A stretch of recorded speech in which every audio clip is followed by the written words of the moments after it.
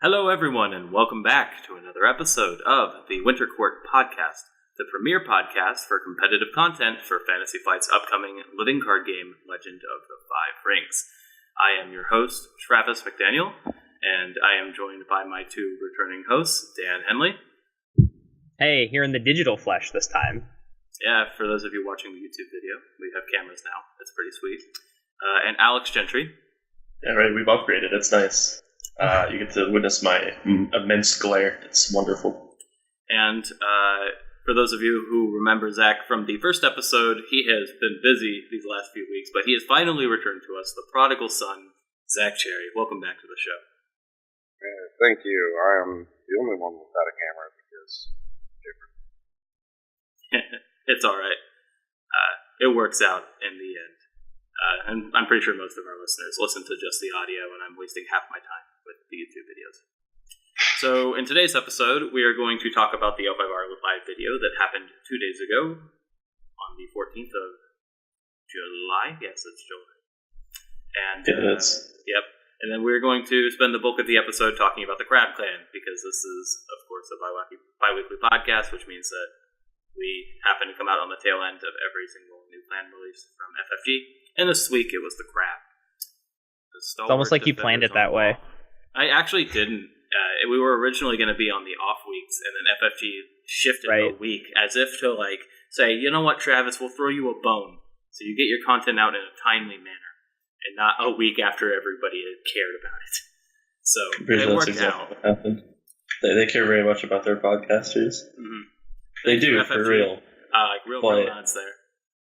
But not necessarily that much. They've been good about communicating with people and giving out spoilers and stuff, so... we were really worried about spoilers with the Dragon, and then, now, it seems like a bunch of podcasts are getting them again. Not us, though. Not this time. It's okay. We'll get them next time, right? I'd rather have a Phoenix spoiler. A Phoenix spoiler is with, 3 crab spoilers. We didn't want crab spoilers anyway. Half the people who are crab fighters listening to our podcast for the crab episode. I'm actually really hyped for Crab. So anyway, let's start off by talking about what we've been doing these last few weeks. Zach, since you haven't been here a while, and I know for a fact you actually played the game last night, how was your first game? It was great. It thematically felt like the old game, but it was a lot more streamlined, a lot easier to understand, pick up, and move forward with. I'm excited to try all the decks, try everything. Yeah, who'd you end up playing? Dragon. Of course. That was silly. Yeah, I mean, it's a loaded question from me, but hey. Yeah. My unicorn made that itch. Yeah, not for a little while yet. I wonder how FFG's gonna... maybe FFG speed burns through these last few factions. This is the one where they, double up now. Because they got to catch up. They did say they're not doing the Phoenix spoiler until a couple weeks, I think, at the end of the L5R Live. So maybe something happens in between then. They assure us they have plans. Right. Every time. We all know it's because they can't spoil Scorpion before the actual, before the event at Gen Con. It's not right. That just wouldn't be right. No, what's going to happen is, at Gen Con, all of the Scorpion cards are going to be different from what they spoiled. Yeah, it's gonna flip everybody out. I think we're still gonna have cards missing at Gen Con. I think it's a little bit of a void. I think we're gonna have everything spoiled by then. We'll have most of it, but there's gonna be surprises at Gen Con, and that's another thing that I'm really excited for. It's just opening up the box and then immediately searching for the cards we didn't know before, taking pictures of them and posting them up for everyone. So yeah, glad you actually finally played a game now, Zach, and we are really happy for the game. I'm stoked. It's ups and downs. That game was a real back and forth. I'm actually surprised that your first game ever went 7 or 9 turns, one of the two. Forever. It was a while. Wow. Yeah. Who are you playing? He was playing my brother, who was playing mine. Oh, okay. And then I was sort of teaching / helping Zach out a little bit with the flow of the game. Okay. And it was really close. He came it was Zach broke 3 provinces the first 2 turns, and then the rest of the game was him trying not to dishonor out while also trying to muster a force to break Wyatt's stronghold province. That's funny. The game ended with Zach on like 2 honor and my brother on like 23. So like, wow, that's really tight either way. Yeah, it could have went either way. So it was a cool game to watch.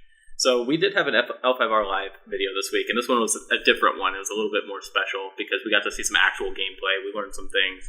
I think one of the coolest things we learned is that second player gets 8 fate now instead of just 7. And that, I honestly really like going second now.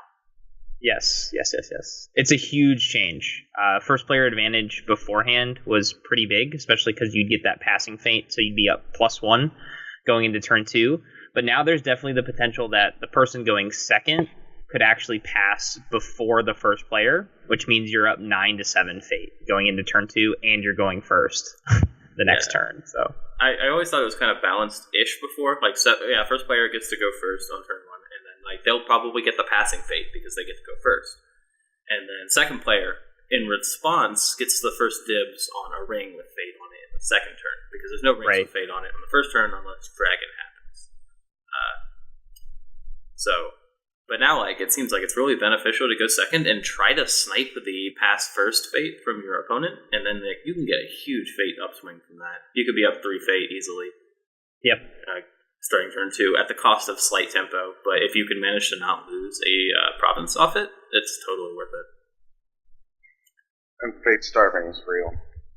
Fate, you spend it all. You spend a lot of it. Fate is important. Especially because we've seen one of the cards we saw actually from the live play was Charge, which lets you bring in a character directly from a province into a conflict. Military conflict. Yeah, specifically a military conflict. I've heard some notions that it might specifically be tied to Bushi, but I don't think that's correct, right? So, we don't know. But okay. I think they actually read it verbatim on screen, and it just said, during a military conflict, put a face-up character in your provinces into play participating in that conflict. And, so that's like a cheap way to get characters out of your provinces and into that conflict. So there's ways to work around going second now and passing to kind of manipulate to get that extra fate. It's pretty sweet. Do Lion ever actually pay for Toturi anymore? No, Toturi is never paid for ever again. You just cheat him out with Kitsu Spirit Caller, and then you cheat him out with Charge, and just never actually pay for Toturi. He's in your deck just to be cheated in. Amazing. It's silly. Lion love Charge. We also saw another card, which is Rout, which is pretty handy for military-focused decks. Rout was, I think, choose a character with lower military skill than your participating Bushi and send that character home. So we now have a neutral send home, which is nice because honestly it makes Dragon a little weaker because Dragon have lots of ways to stop bowing. They don't have a lot of ways to stop being sent home right now. Yeah, absolutely. Although I don't think Dragon will be quite as strong as they are now, once we get all the cards. Oh, definitely not. I can only imagine they get weaker, but right now it's yeah, but right now they're definitely the dominant faction. They seem the most well-rounded. I'll put it that way. I think they're just well suited. Yeah, I think they're just well suited to play everything else right now because they have all of the things they need in faction as opposed to other decks which need which needed the neutrals and stuff like that to work correctly. I think Dragon right now, at least in my playthrough experience, it feels like the most complete deck. It feels like I'm not going to change much from it unless cards are strictly better than the cards I already have. Yeah, for sure. Whereas Lion and Crane, I can still see some cards where I'm like, I could probably run better cards than this that maybe we don't know about yet. And speaking of Lion and Crane, and maybe even Crab, we saw another card, a neutral event. This one costs 0. It's called Court Games, which is during a political conflict, you may either choose and honor one of your participating characters or force an opponent to choose and dishonor one of their participating personalities. And that card is real dope. That card's great. So we were kind of looking for a sort of political bonsai type card, and this is it in a way. And it obviously adds the honored or dishonored condition, which is functional in different ways. One of the early Scorpion spoilers was I can swim, and one of the conditions to use that card was having a dishonored character participating in that conflict. And we were always kind of figuring out how exactly do you get that to happen. And Court Games lets that happen pretty easily, so that's really nice. Yep. Also, Crane, really love this card because it can fulfill the role of Way of the Crane number 4 through 6, and also it can occasionally set up a Noble Sacrifice a little easier. Before you really needed the Fire Ring to set up Noble Sacrifice, now you can just play this card and set up Noble Sacrifice that way. Yep. So Noble Sacrifice got better, and it was already, I think, pretty good. Yeah, absolutely. I've heard some speculation that it might not be worded 100% correctly the way that we have it. That possibly your opponent chooses what gets honored on your side instead of you getting to choose as a neutral. I'm not sure. I think that would be weird. If that's correct. I think it would be a little weird too, but there is some speculation that that's the case solely because of neutral. That is just Way of the Crane seems a little silly. It chooses one of the participating characters. No. Because your opponent gets to choose the character that they dishonor. If you choose to dishonor a character, that they would also get to choose the character that's honored. Theoretically, that's the speculation that I've heard from bits and pieces. Just because otherwise it is just a neutral Way of the Crane, but better. Because you have a second option. Kind of. You can use Way of the Crane outside of a conflict, and you can use Way of the Crane in a military conflict. Yeah, that's true. But I don't know. That was some speculation. I'm not sure if that's true or not. I mean, I think it's probably fine as is. Way of the Lion isn't that much better than Bonsai, except for in the Toturi case. Yeah, I mean, it's probably okay. It's still it's still really good, obviously. But I've just seen that going around. I'm not sure how true that's going to be. It's probably not. But. Welcome to the idea, but I think the way they read it on stream, again, that's where I mostly get the text from, is how I'm going to interpret it until we see the actual card. Yeah, until we actually see the card. Mm-hmm. So we also saw some other new cards. We saw one crab card that we added, and we're going to go over later, but we also saw a really interesting dragon card that has been kind of floating around before, but people weren't sure whether or not we could trust the source or whether or not it was a real card. But now we know it is real. We know Daimyo's Favor is a 0-cost attachment for Dragon that doesn't give any stats, but has an action that allows you to bow that attachment and reduce the cost of the next attachment by 1. And holy hell, does that make Dragon just amazing.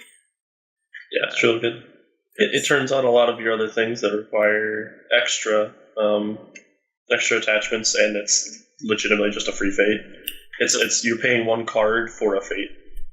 You're paying 1 card and some action tempo, but you can do it outside of a conflict, so the action tempo doesn't matter that much right now. And then you're going to get a fate right now. If the character sticks around, you can get a fate another turn. And it's an attachment, so it makes it really easy to get 2 attachments on 1 character and make the Dragon a Stronghold +2/+2. Yeah. And as we'll see with the Crab spoilers and Hida Kasada, it's a way to kind of work around his abilities too. Yeah, that's true. We saw Brad use it to just trigger Kasada and turn off his ability. So yeah. Any other thoughts on the new cards here? Well, we saw Ornate Fan officially. Yeah, we did see that art, and I have updated the tabletop sim mod with that. Well, my version. I'm not pushing the update out yet. But, the neutral provinces, did we go over some of those? Oh, yeah, I guess we can do that.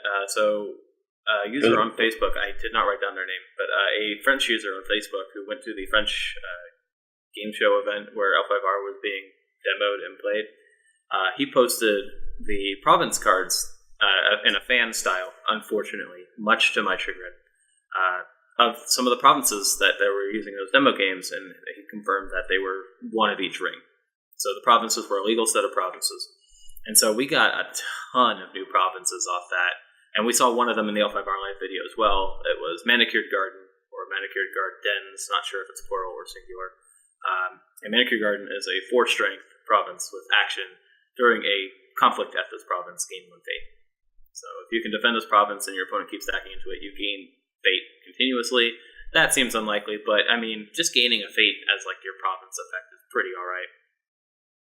Brad also had entrenched position in his province setup, which was a little curious. I think everyone kind of wondered, what did he have under his stronghold if he put entrenched position in his normal setup. So for those who aren't aware, entrenched position is a 5-strength earth province with the text, during a military conflict at this province, it gains +5 strength. So, and there's a political version of that too. So Basically, clans that are weaker in one area can play this province to get benefits against that fight, not just lose because they are weaker in military or weaker in political conflicts. Yep. So that's one thing from the card fans we learned is that ancestral lands and entrance position are confirmed to exist and confirmed to be a +5 strength bonus, which is it's a lot. I mean, it gets obnoxious sometimes. If you're a certain deck playing against a certain province in that way, it gets real obnoxious. Yeah. Well, every deck has the ability to win both conflicts, I think. It's just it can be sometimes really, really difficult. But like when you're Lion and you're running into like a +5 military strength, you're like, you gotta commit a lot more at that point. On the stronghold of their conflict type, then you have to win by 12, and that means you have to win by like an absurd amount. It's quite difficult. Or you have to attack with something you're not good at and win by 7 still, because it's still a strength 5 province. They're still like on the higher end for province strength, which is surprising. Maybe not surprising, but it makes us think that maybe Earth provinces going forward are going to have these high defense values and maybe some more defensive capabilities. Crab's province is Earth. We'll get into that a little bit too. So, yep. It's a good week for L5R spoilers. If you like spoilers, then this was a good week for it. There were some other provinces, however, we can't really see them as well. But it looks like one of them is a inverse of Elemental Fury. Rather than switching the ring, it lets you switch the conflict type on reveal. And that's kind of handy for your more binary decks like Crane and Lion, who don't want to get attacked politically. I've had a couple of games where it has mattered a lot that I switched a military conflict to political, because then I could play like court games or Spies at Court on the defense, and that has been really fun.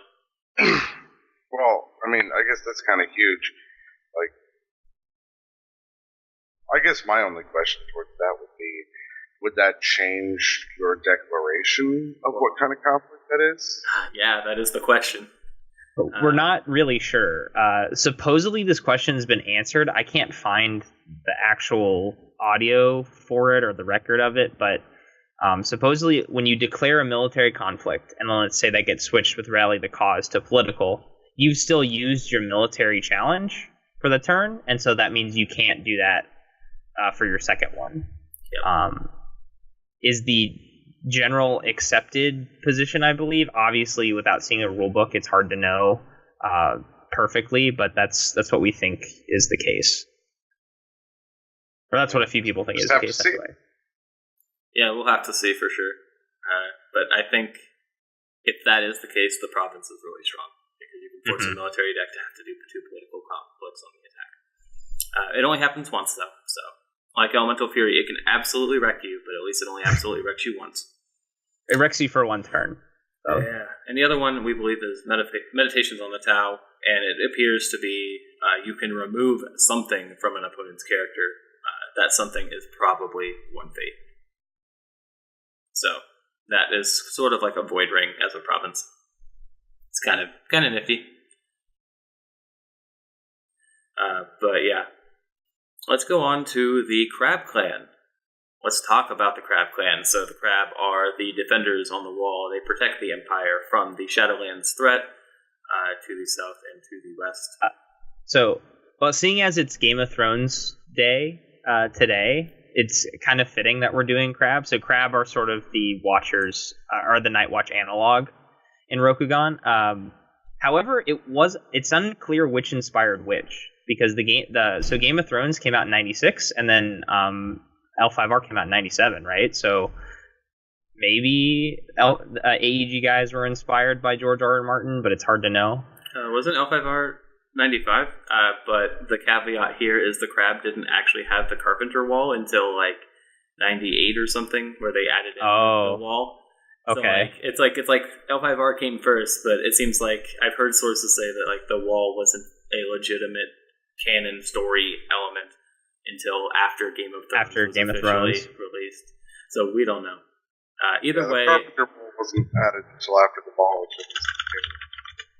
Okay, I trust you to know more than me, Zach.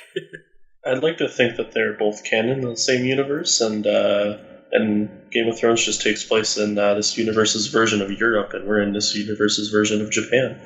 So they just don't have much contact. There you go. Know Westeros. Wouldn't that be scary? It's in the same universe. Now we have zombies and demons to deal with. That's really... This is an unfortunate world. Yeah. So, with that in mind... By the way, your audio's cut out. Oh, no. Are we good? Yeah, yes. Awesome. There we go. So Game of Thrones was published in 96, so... Yep. So with that in mind, the Crab being these like really stalwart warriors, they're actually very much like the Night's Watch from Game of Thrones in terms of their theme. They feel like they are really underappreciated for their role in the Empire, and the Crab fiction was baller. Make sure you read that, even if you aren't interested in the lore. It's well worth the 15 minutes it takes you to read that, because it was cool and it felt Crab. There was a lot of tension and importance put on how this big moment in the story is going to play out. You get to meet a lot of cool characters, and they're all had this specific mindset, and it really sends home how the Crab view the world, because it's different from everywhere else in Rokugan. The Crab view the world as you can die at any moment, at any day. So you might as well die killing as many Oni and fulfilling your duty as best as you can. So, to protect the story else. was good. I liked it. I thought it was the best of the four, actually. They've been progressively getting a little bit better. I thought the Crane one was good. Well, actually, the Lion one was probably the weakest, in my opinion. But the Crane was good. The Lion was okay. The Dragon one was very solid, and then this Crab one was fantastic, in my opinion. And this is a person who, I didn't play old 5R, and so I'm just getting into the lore and stuff now. I never did the RPG or anything, so it's cool kind of seeing it from a new perspective and seeing how they're integrating all of this stuff. They definitely preserved the theme of the Crab very well, it seems. And sacrifice is a big theme, and both mechanically and thematically. We'll get into. So let's start off. We probably expect the Crab, being the defenders on the wall, to have a defensive theme. And just like our other card reviews, we're going to go in player order. Since I have shifted the overlay here, it'll be me, then Dan, then Alex, then Zach. So give opening thoughts on the card, sort of analyze it to the best of your ability. Then we'll discuss it shortly and we'll move on. The goal is to try and get this all done as possible while still giving a nice in-depth review. We don't want to make another 3-hour saga. So we have two of those videos. Yeah, we do have 2 3-hour sagas. If we can get everything done in this episode in 2 hours ish, I will be happy. So let's start with Shiro Nishiyama. I've had some people have some hard time reading this card, but it is Nishiyama. So this is a castle stronghold with action during a conflict. Bow the stronghold to give each defending character you control +1 military skill and +1 political skill until the end of the conflict. It has 10 starting honor, which is our lowest to date, 7 fate per turn, which is our standard, 10 influence, which is standard, and higher than average stronghold province bonus of +3. So the Crab are going to be really hard to crack on the final push. So this stronghold is pretty sweet, I think. It scales with more characters, so Crab kind of want to get some dudes out there to defend, so that they get more benefit out of their stronghold. They're more incentivized to send multiple defenders. And then the +3 strength is pretty great. And personally for me, I felt the 10 honor is not too much of a hindrance for Crab. Yeah, I feel this card is reasonably on par with the rest of the provinces. And having 1 extra province strength is pretty good. And the action is really, really good when you are on defense. That is the caveat, of course, is that you're on defense, but we'll see as we go along. But that's kind of the theme of Crab, is you're very, very strong on defense, but when it comes to attacking, you have to kind of work your way up to it. But it allows you to stall out pretty heavily, which is generally what you're going to want to be doing as Crab, I believe. Every game I've seen where Crab wins has gone like 7 turns plus, like 6-7 turns. So it works thematically, it works as far as the deck is actually concerned. So I feel like it's a pretty strong province that works with the faction. It's not much stronger than the other ones, but it might be slightly better than some of the other provinces. So it reminds me a little bit of the Lion Stronghold in that it only works in one phase of the game, so Lion works on attack, but it's better because it's more flexible in the sense that it gives you both military and political, and you can use it in either one of your defenses if your opponent attacks you twice. It's just really strong. The +3 strength that it gives on the Stronghold province is really valuable. I mean, we were just talking about Ancestral Lands and Entrenched Position being, +10 in the relative conflicts. Well, if that's the one you put on the Stronghold, it's going to be 13 to crack with either of those. So on top of the fact that, Crab's probably going to be using that action during that Stronghold fight, so it's even more. It's just a really solid province for them, and it fits right along with all the other provinces that we've seen. Strongholds, but yes. Yes, excuse me, Strongholds. Yeah, it is. It does feel like, at a glance, it's maybe like half a Lion Stronghold, but it also can't be used offensively, which is a big deal. It doesn't actively help you win the game. It helps you not lose the game. Yep. Zach, do you have any thoughts on this? Well, helping you not lose is always, pretty fantastic. Not losing is almost as good as winning. But yeah, that's always been the theme of the Crab. That's always been their kind of shtick, is like, defend the wall, be big, be better. And, I think this supports that. Nothing much else to say there. A bit of a vanilla effect. The real shining thing about the Stronghold to me is that it has a decent vanilla effect and also has an above curve province strength. Not much else to say, really. Speaking of provinces, let's go on. Dan, why don't you cover the Crab Clan province? So the Crab Clan province is Defend the Wall. It is a 4-strength province with the reaction, after you win a conflict at this province, resolve the ring effect of that conflict as if you were the attacking player. It also has the Earth element. So this is a really strong province because typically you only get to resolve ring effects when you're attacking. And so anything that lets you resolve a ring effect while you're on defense is going to be awesome.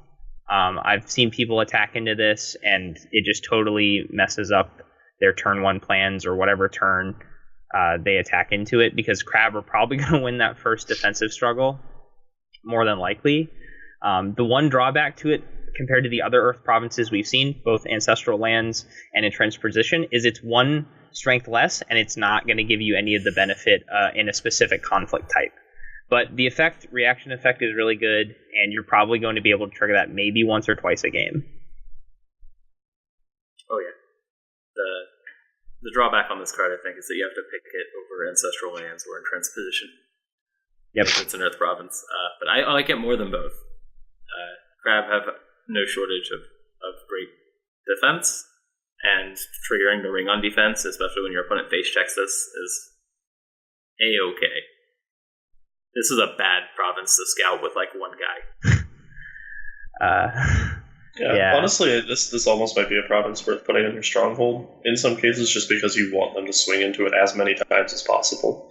And it sucks on a Stronghold in some cases, but as Crab, you have probably the best possible toolkit to actually defend it over and over and over again. Well, I was just thinking, the Stronghold gives +3, right? So this would be a 7-strength province to crack.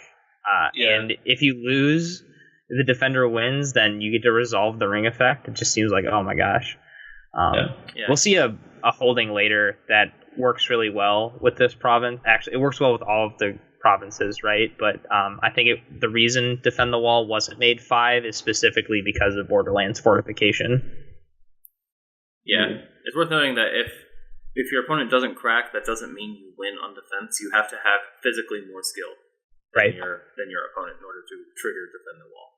You may stop them from breaking, but they can still win and claim the ring. Yeah. Any other thoughts? No, I mean it seems like a good card. It's really good if you can get the effect off more than once. If you can only get it off once, it's still pretty freaking good. But it's just debatable whether you play this over like in Tread's position or something in Crab. It just depends. Yeah, we'll see how decks go. Sorry, Zach. That's always going to be the big question, is whether or not you're going to give up those two other cards, because like this is a really, really good one.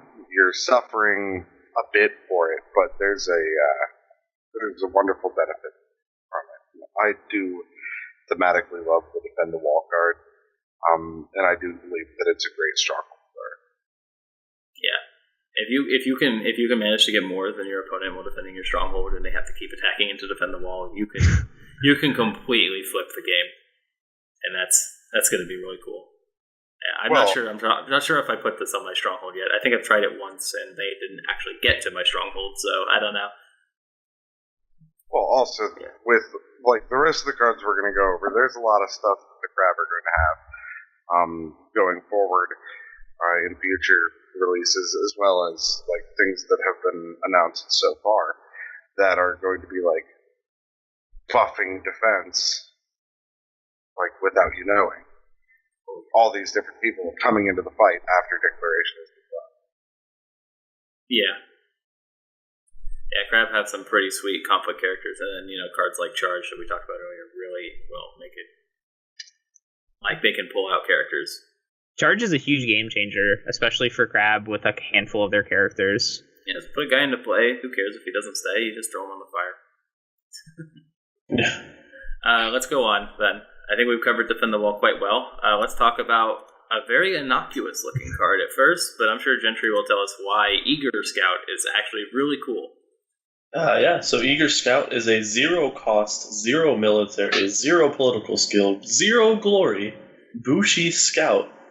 And his flavor text needs to be read before I do anything. It is the first to fight, the first to die, which is the most fitting of things for this card, because the only reason that you play this card in Crab is to have him die horribly to a funeral pyre, or which we'll get to later, or a way of Crab. Yeah, that's a Stoic. I was like, that's something else. Stoic. But yeah, you literally just play this guy to kill him. He's there to sacrifice himself for the greater glory of Crab, and get all of your economy going, and get all of your boosts going. He's wonderful. The Eagle Scout. I don't know if he's actually going to be like super amazing later. It is kind of annoying when you flip more than one of these ever. If you ever see more than one of these, you're sad. You're horribly sad. But if you end up with any kind of setup before he comes out, or any kind of setup with him on the board, he's literally just free fodder. You get free money, free boosts out of this card, and it's great. I think one great thing about this card that me and Travis talked about earlier is that he's a scout. Like, you send him at a province and you lose. Like, so far, I haven't seen a card that's going to punish you, really, for having this guy just go faceplant. You haven't seen Phoenix, spoiler. This is true. Yeah, not yet. Oh, man. So this guy just on attack. You force your opponent to have to either defend or not defend and lose an honor, and then if they don't defend, not only do they lose an honor, you can bonsai him, and he'll probably take out something. Yeah. Yeah, this guy's actually really scary when attacking alone, and you're like... Because, like, if you send someone to defend, the crowd's like, yeah, okay. You get it. I'm not going to boost him. I'll trade my Eagle Scout bowing for your whatever you sent to defend. And if you don't defend enough, then he'll break the province and take the ring with his 0 cost guy. On Discord, we've all been calling him Eagle Scout, right? That's his nickname. Yeah, this is the second point. Is the salute that he's giving, the 2 fingers, is the Cub Scout salute. I am an Eagle Scout, and I'd like to clarify that we're 3 fingers, guys. That's true. So this man is a Cub Scout, and it's very unfortunate because he hasn't graduated. He doesn't get to graduate either. He dies first. FFG, please commission the artist again, and then in a data pack, make it, or the first Dynasty pack, give us 3 extra cards that are Eagle Scouts, with 3 fingers up. 3 fingers it's up, very yes. important. I love that. It's incredibly important. They already referenced like the whole googly thing, and in the live when they talked about googly omen, which was a bit of a surprise. Oh yeah. So googly eye memes. Yep. Dude, this guy would have great googly eyes. Mm. I should get Vince on him. I should get Vince This could be the ultimate meme card if they would just like fix the art up just a little bit. I mean, to be honest, I think with some Photoshop you could probably get it to 3, but then you'd have to like do it print it really out. And then Yeah, you can do it really easily with some Photoshop. See how many people notice that your Eagle Scouts are different. Some alt art Eager Scouts is what we're gonna end up having to pass around. All right, we just need whole alt art. This needs to be actually the one of the like prizes for a tournament or something. It's just a play set of Eager Scouts with 3 fingers up and like the Boy Scout like uniform and sash and everything. He's got the eagle sash and like with the neckerchief and everything. Yeah, it would be flawless. Oh my gosh. Yeah. Amazing. Yeah. I think that's all there really is to say about this card. He's good.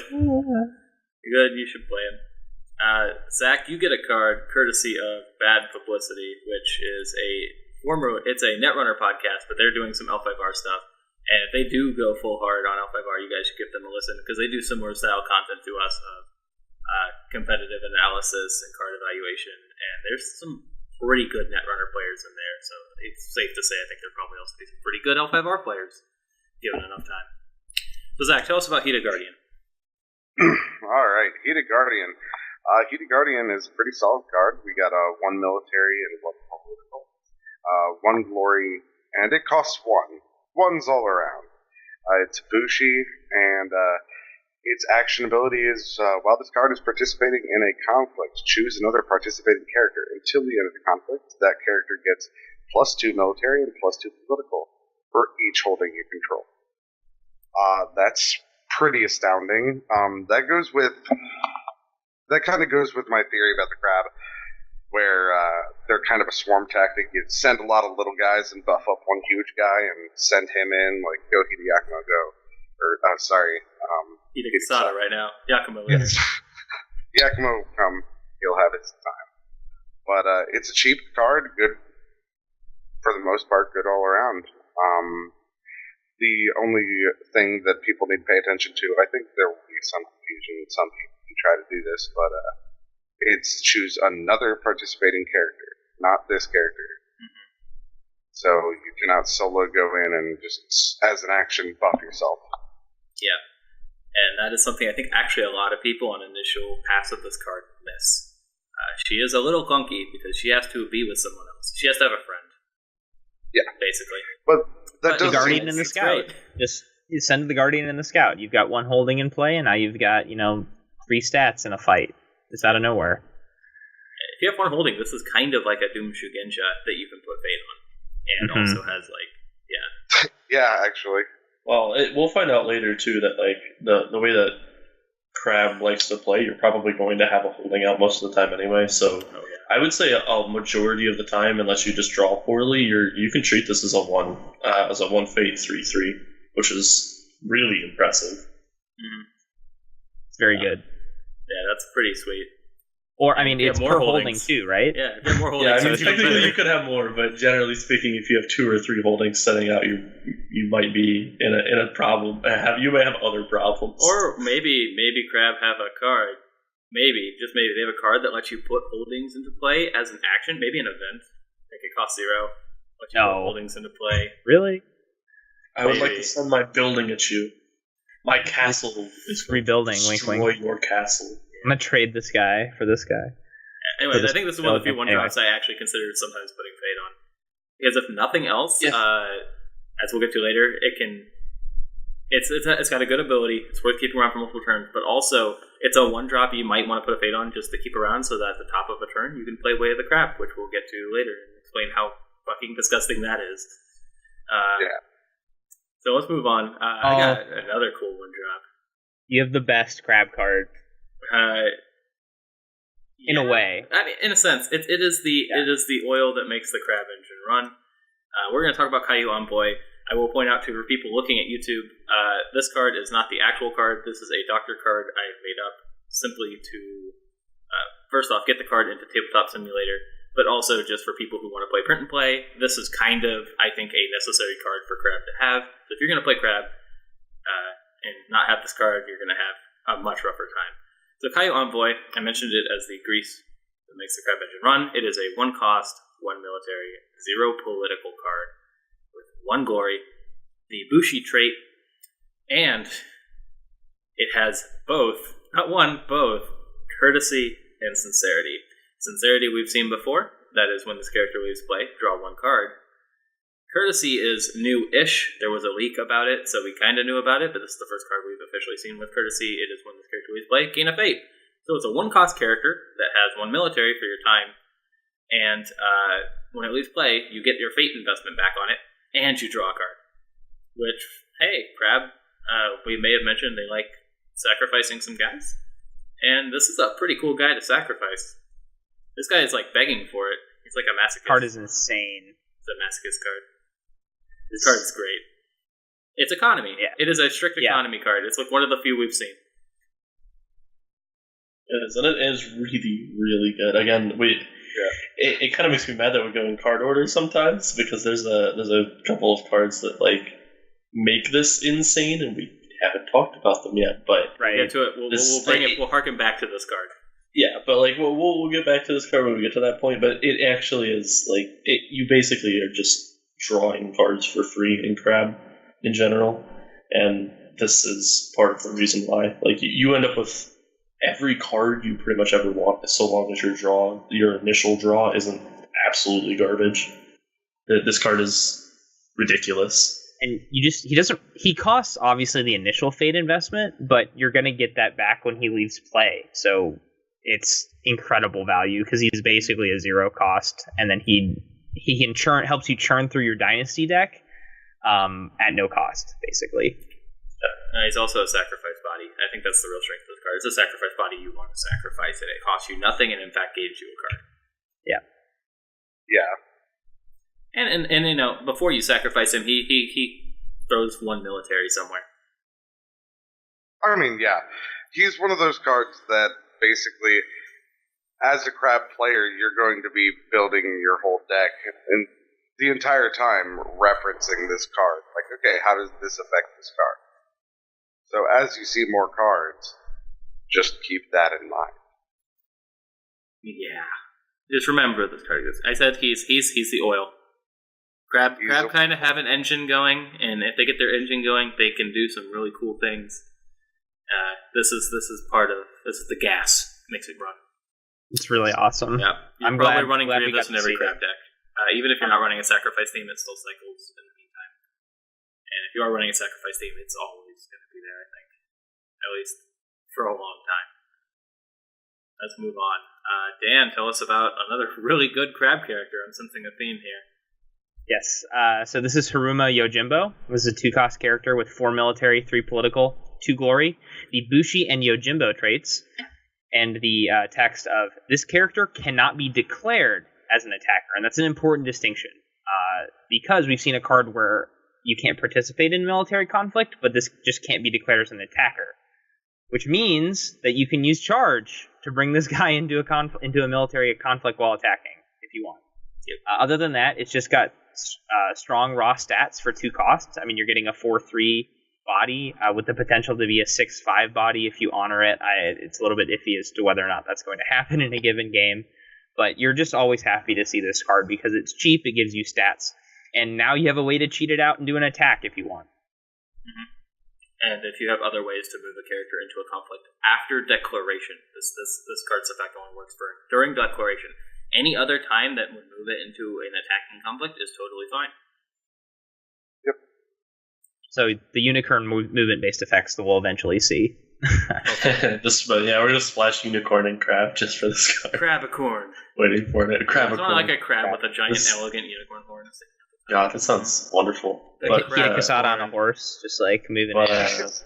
No, this card is wonderful. Like this, I think this is the best statted card we've seen so far. I want to say that it's effectively a brash samurai that can honor again to become a 6/5. I think it's literally a brash samurai when honored before you honor it, and it has 2 glory, which is phenomenal. So I think this actually is the best statted card that we've seen so far. And since largely you want to defend on Crab until you've built up enough of a force anyway, this kind of plays into your entire theme and is just ridiculous as a card. Yeah, this is a really cool 2-drop. I actually like putting Fate on this and then trying to get her honored because then she's just an obnoxious brick for my opponent to deal with. Hey, court games. Hey, court games. Court games. The downside, I think, to this is Crab don't have a lot of honoring outside of the firing, and if your opponent uses the firing against you, then this card is worse. It becomes a 2-1. So that's the downside of all glory, right? So. It becomes a normal 2-drop when dishonored. Darn. A 2-1 instead of a 4-3. But hey, if you get it honored, that's a dream. Yeah, I feel like I sense that as the theme with the Crab anyways, is just that, like, getting dishonored is not a big deal. Yeah, I mean, definitely. It still affects things, but you don't get hurt nearly as bad as some other decks do. Yeah, the Crab don't really care whether they are honored or dishonored outside of a select few cards like this. I stand by, I think we're going to splash Scorpion in the Crab. I agree. That's probably we'll get to a card later, and I will talk about why I think you will splash Scorpion and Crab. Exactly. But we don't know for sure how legit that interaction is yet. But for now, I'm hoping it works out that way. So, Alex, let's go on. Tell me about Shrewd Yasuki. Shrewd Yasuki is a 2 Fate, 1 military, 2 political strength character with 1 glory. The courtier trait, which of course is always important. The action, while this character is participating in a conflict, if there is a holding in play, look at the top 2 cards of your conflict deck, add one of those cards to your hand, and place the other one on the bottom of your conflict deck. And like we've been saying before, there is an engine for Crab, and this is another piece of it. It's kind of more of a side piece. It's not 100% necessary, but it's still really good, and you again are able to just kind of go through anything in your conflict deck. Like, you can basically have any card in your conflict deck you want at any point in time, for the most part, if you really want to, in Crab. Given a decent draw at least. And this is another reason why. But you end up drawing a lot of cards in Crab because of things like this. And a lot of people, that aren't paying a huge amount of attention to the way Crab work, that don't know, how the cards work already, look at the fact that you need a holding in play and see that as a possible problem. But we'll talk about it later, why that's not a problem at all, because you should always have a holding in play as Crab.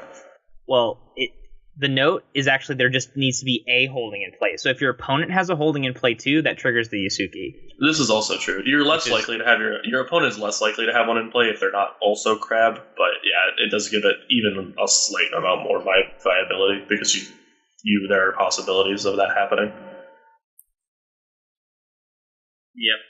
Card draw on a 2-drop. Card draw. Card draw on a 2-cost card is absolutely fantastic. It helps to card starve. It helps to honor starve. It's a wonderful thing.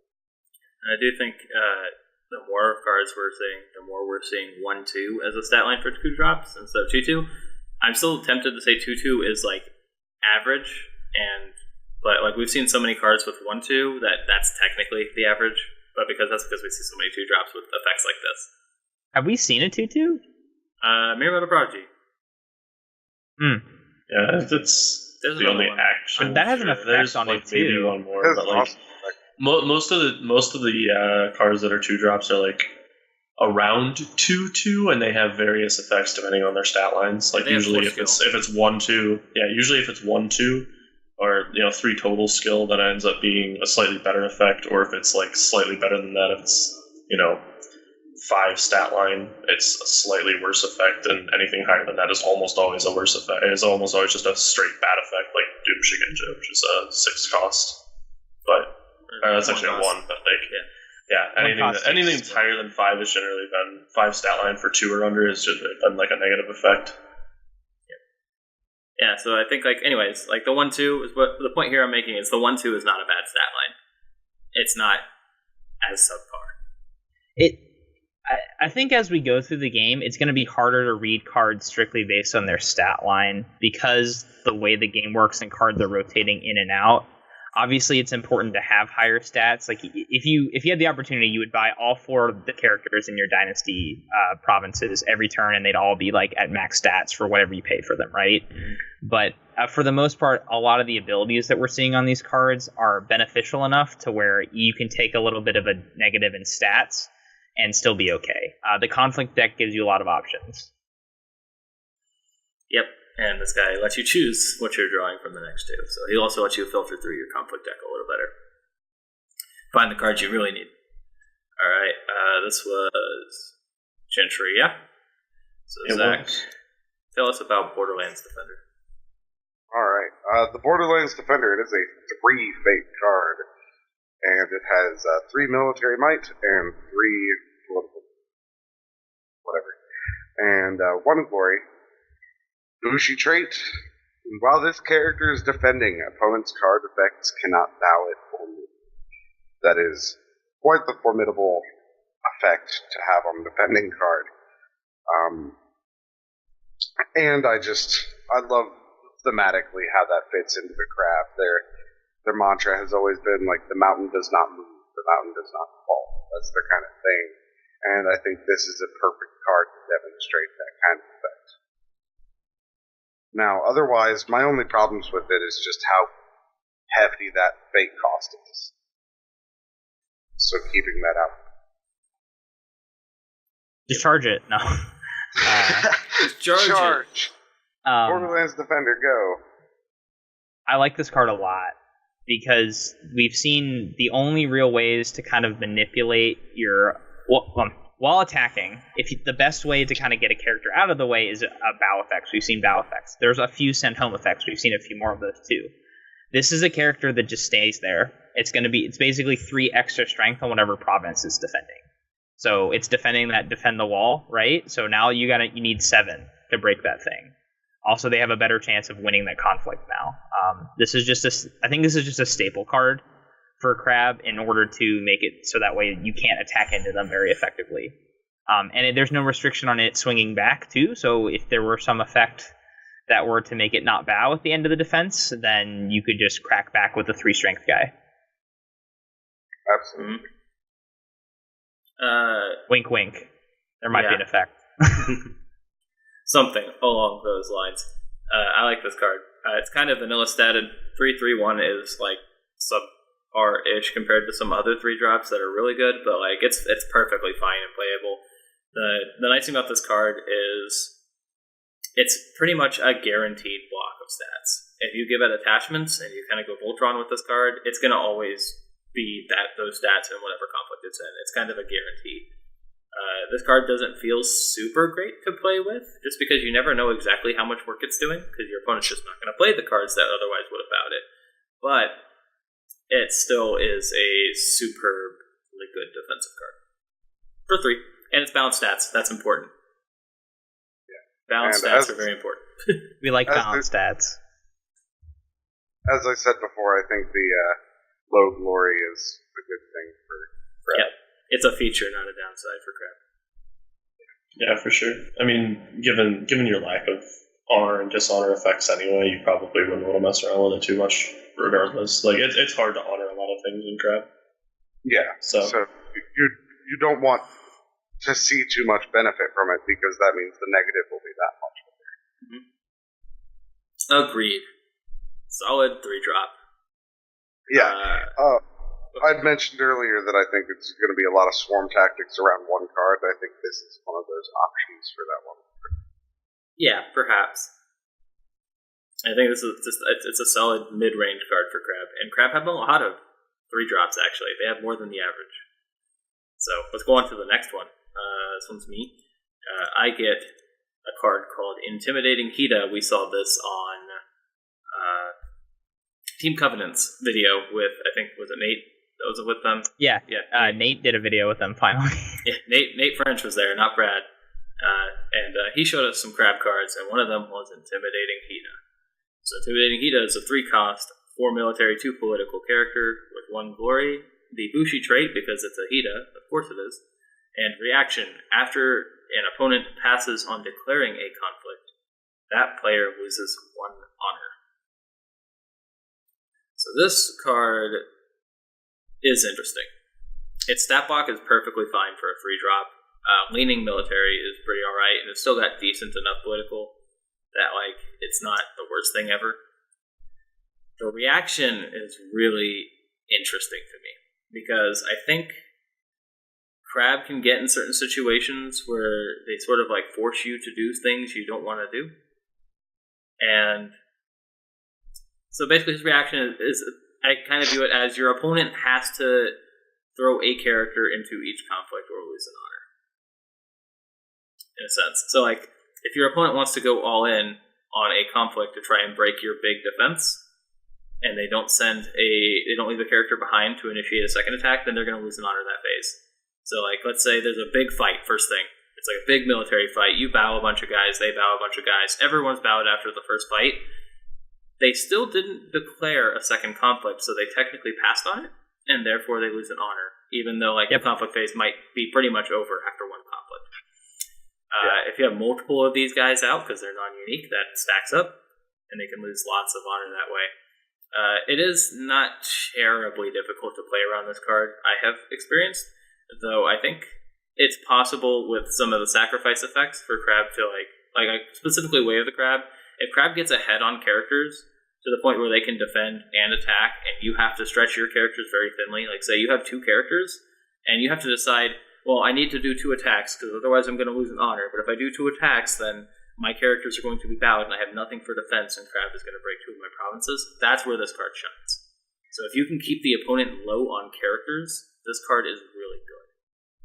So another thing to note, too, is that if you have an undefended conflict, you lose an honor. So there's, like, the potential for a lot of honor loss if they manipulate the conflicts in such a way to where you're passing, but then when they attack, they send your guys home. So then they never participated to begin with, so you still lost an honor, and you didn't get to defend, and you didn't attack. So there's just a lot of things that can work around with this card. I like this card a lot. We'll see a lot more of the Crab cards that kind of fit with this whole your opponent is losing honor theme. It's not a full-on dishonor Crab thing, but it's kind of the start of that. Yeah. It's a card with a decent effect that'll sometimes do a thing. But I think for the most part, this is a 3-cost 4/2/1, which is just a body. Yeah, it has an interesting effect, and I could definitely see Dishonor Crab becoming a deck at some point, and even if it doesn't, it at least kind of controls your opponent a little bit and forces them to play a little bit more conservatively. It allows you to defend better, like we said, but also just possibly prevents a little extra card draw against some factions and things like that, which is kind of nice as well. And I'll come back to the point that I think Crab wants to keep your opponent on low characters. Go ahead, Zach. Yeah, like I said before, I think this is one of those cards that makes me feel like Scorpion is going to splash into this a lot, going for that dishonor end of thing. One card that I feel like really shines with this is the Province that we brought up earlier, Defend the Wall. Because if you're having to face that with a force that you know that you're going to lose with, you're basically choosing between letting me resolve a ring effect or losing honor. And that can be game-breaking sometimes. Mm-hmm. Yeah, it's, again, like, you're trying to limit your opponent's options a little bit. You're trying to make them have to do specific things that they don't want to do. Let's go on. Dan, tell us about Vengeful Berserker. Oh, this guy. So this is Vengeful Berserker. He is a 3-cost character with 3 military skill, null, political skill, so that's a dash, 0 glory, the Bushi and Berserker traits, with the reaction. After another character you control leaves play during a conflict, double this character's military skill until the end of the conflict. It's important to note that it doesn't say double this character's base military skill, it just says it's his military skill, period. So if you were to buff his political skill with, like, a bonsai or something like that, and then trigger the reaction effect, that all adds. So if you bonsai'd him for +4, he'd go to 7, and then if you doubled him, he goes to 14. So people are already talking about stupid combos where he goes to, like, 88 or something like that. You do have to do it while he's in a conflict, so there is the minor caveat there. But other than that, this character could get stupid, especially with cards we've seen like Caillou Envoy, Eager Scout, things you're going to sacrifice anyway, and now you've turned like their low stats into extra stats. Mm-hmm. Card is pretty good, I think. The downside to it being the no. Can I note? So they used some sort of art of from an Oni or troll or something from the old game, I think is what someone was saying, and this dude is jacked. Yeah, like jacked seriously, the crab workout program is insane. Like all of them have like super defined biceps. I need to get in on that. Apparently, it's nuts. Like it's 360X or something. You do 50 reps of Oni skull bashing a day. With like the Tetsubo, yeah. Just like send mail Tetsubo to everybody. Anyway. You just use, if you crash 50 skulls of an Oni a day, and then you smash 500 goblins a day, and then you run along the wall 3 times back and forth, you'll get pretty jacked pretty quick. It's like Rokugan's like hardest exercise program. Did someone say Crab90X? Is that what I heard? Crab90X. Crab90X. That's amazing. Yeah, he's jacked. He's a real one-trick pony, but his trick is pretty good. Yeah, you're really sad if he gets bowed. That's all I'm saying. Yeah, this is true. I mean, yeah, it's just kind of nice to have all of your effects doubled. I think that's basically how I view it. A lot of times it's like all of those buff effects that you have going off, like why am I forgetting? Well, not only your stronghold, but the intimidating Hida and things like that. Also, just have the ability to buff Hida Guardian. Any military. Yes, Hida Guardian. That's sorry. You could trigger the Hida Guardian as well. You could trigger the Hida Guardian, sacrifice it, and then trigger the Vengeful Berserker. Oh, another thing, the way reactions work in FFG games. Oh, wow! Dan, you're a chin. Beautiful. I'm huge. Chin. Hang on a minute. Well, anyway, I was gonna say the way reaction effects work in FFG games is their May effects. So if there are multiple sacrifices during that conflict, then you can pick which one will trigger the guy. I don't think that really matters. Right. But that's just how they work. Yeah, this is true. It could be relevant at some point, but largely it's not. Yeah. Hey, did I fix it? Sometimes. Yeah, you're relatively fixed. Let me lower you down a little bit. Fix you a little more. Alright, there you go. Skype just freaked out. Sometimes desperate times call for desperate measures, and I think that's what that is. Alright, I fixed you mostly. You're pretty good now. You're okay. Don't worry about it. So it's also worth noting as well that doubling effects, at least if FFG stays consistent with their other LCGs, doubling always happens after all additive effects. So if, say, you've already triggered his reaction and he's 6 military, if you put a katana on him, he goes not to 8, he goes to 10, because you have to recalculate the doubling. So he goes to 5 base and then doubles again. So that's how it works in Conquest. Apparently that's not how it works in Game of Thrones. Oh. But Brad worked on Conquest, so I win. But Nate worked on Game of Thrones. Well, Brad is cooler. Uh-oh. My developer can beat up your developer. I'd love to see them fight. Just this whole fist fight between Brad, Nate, and Eric. Brad, if you're listening, I need you to beat up Nate to prove my point.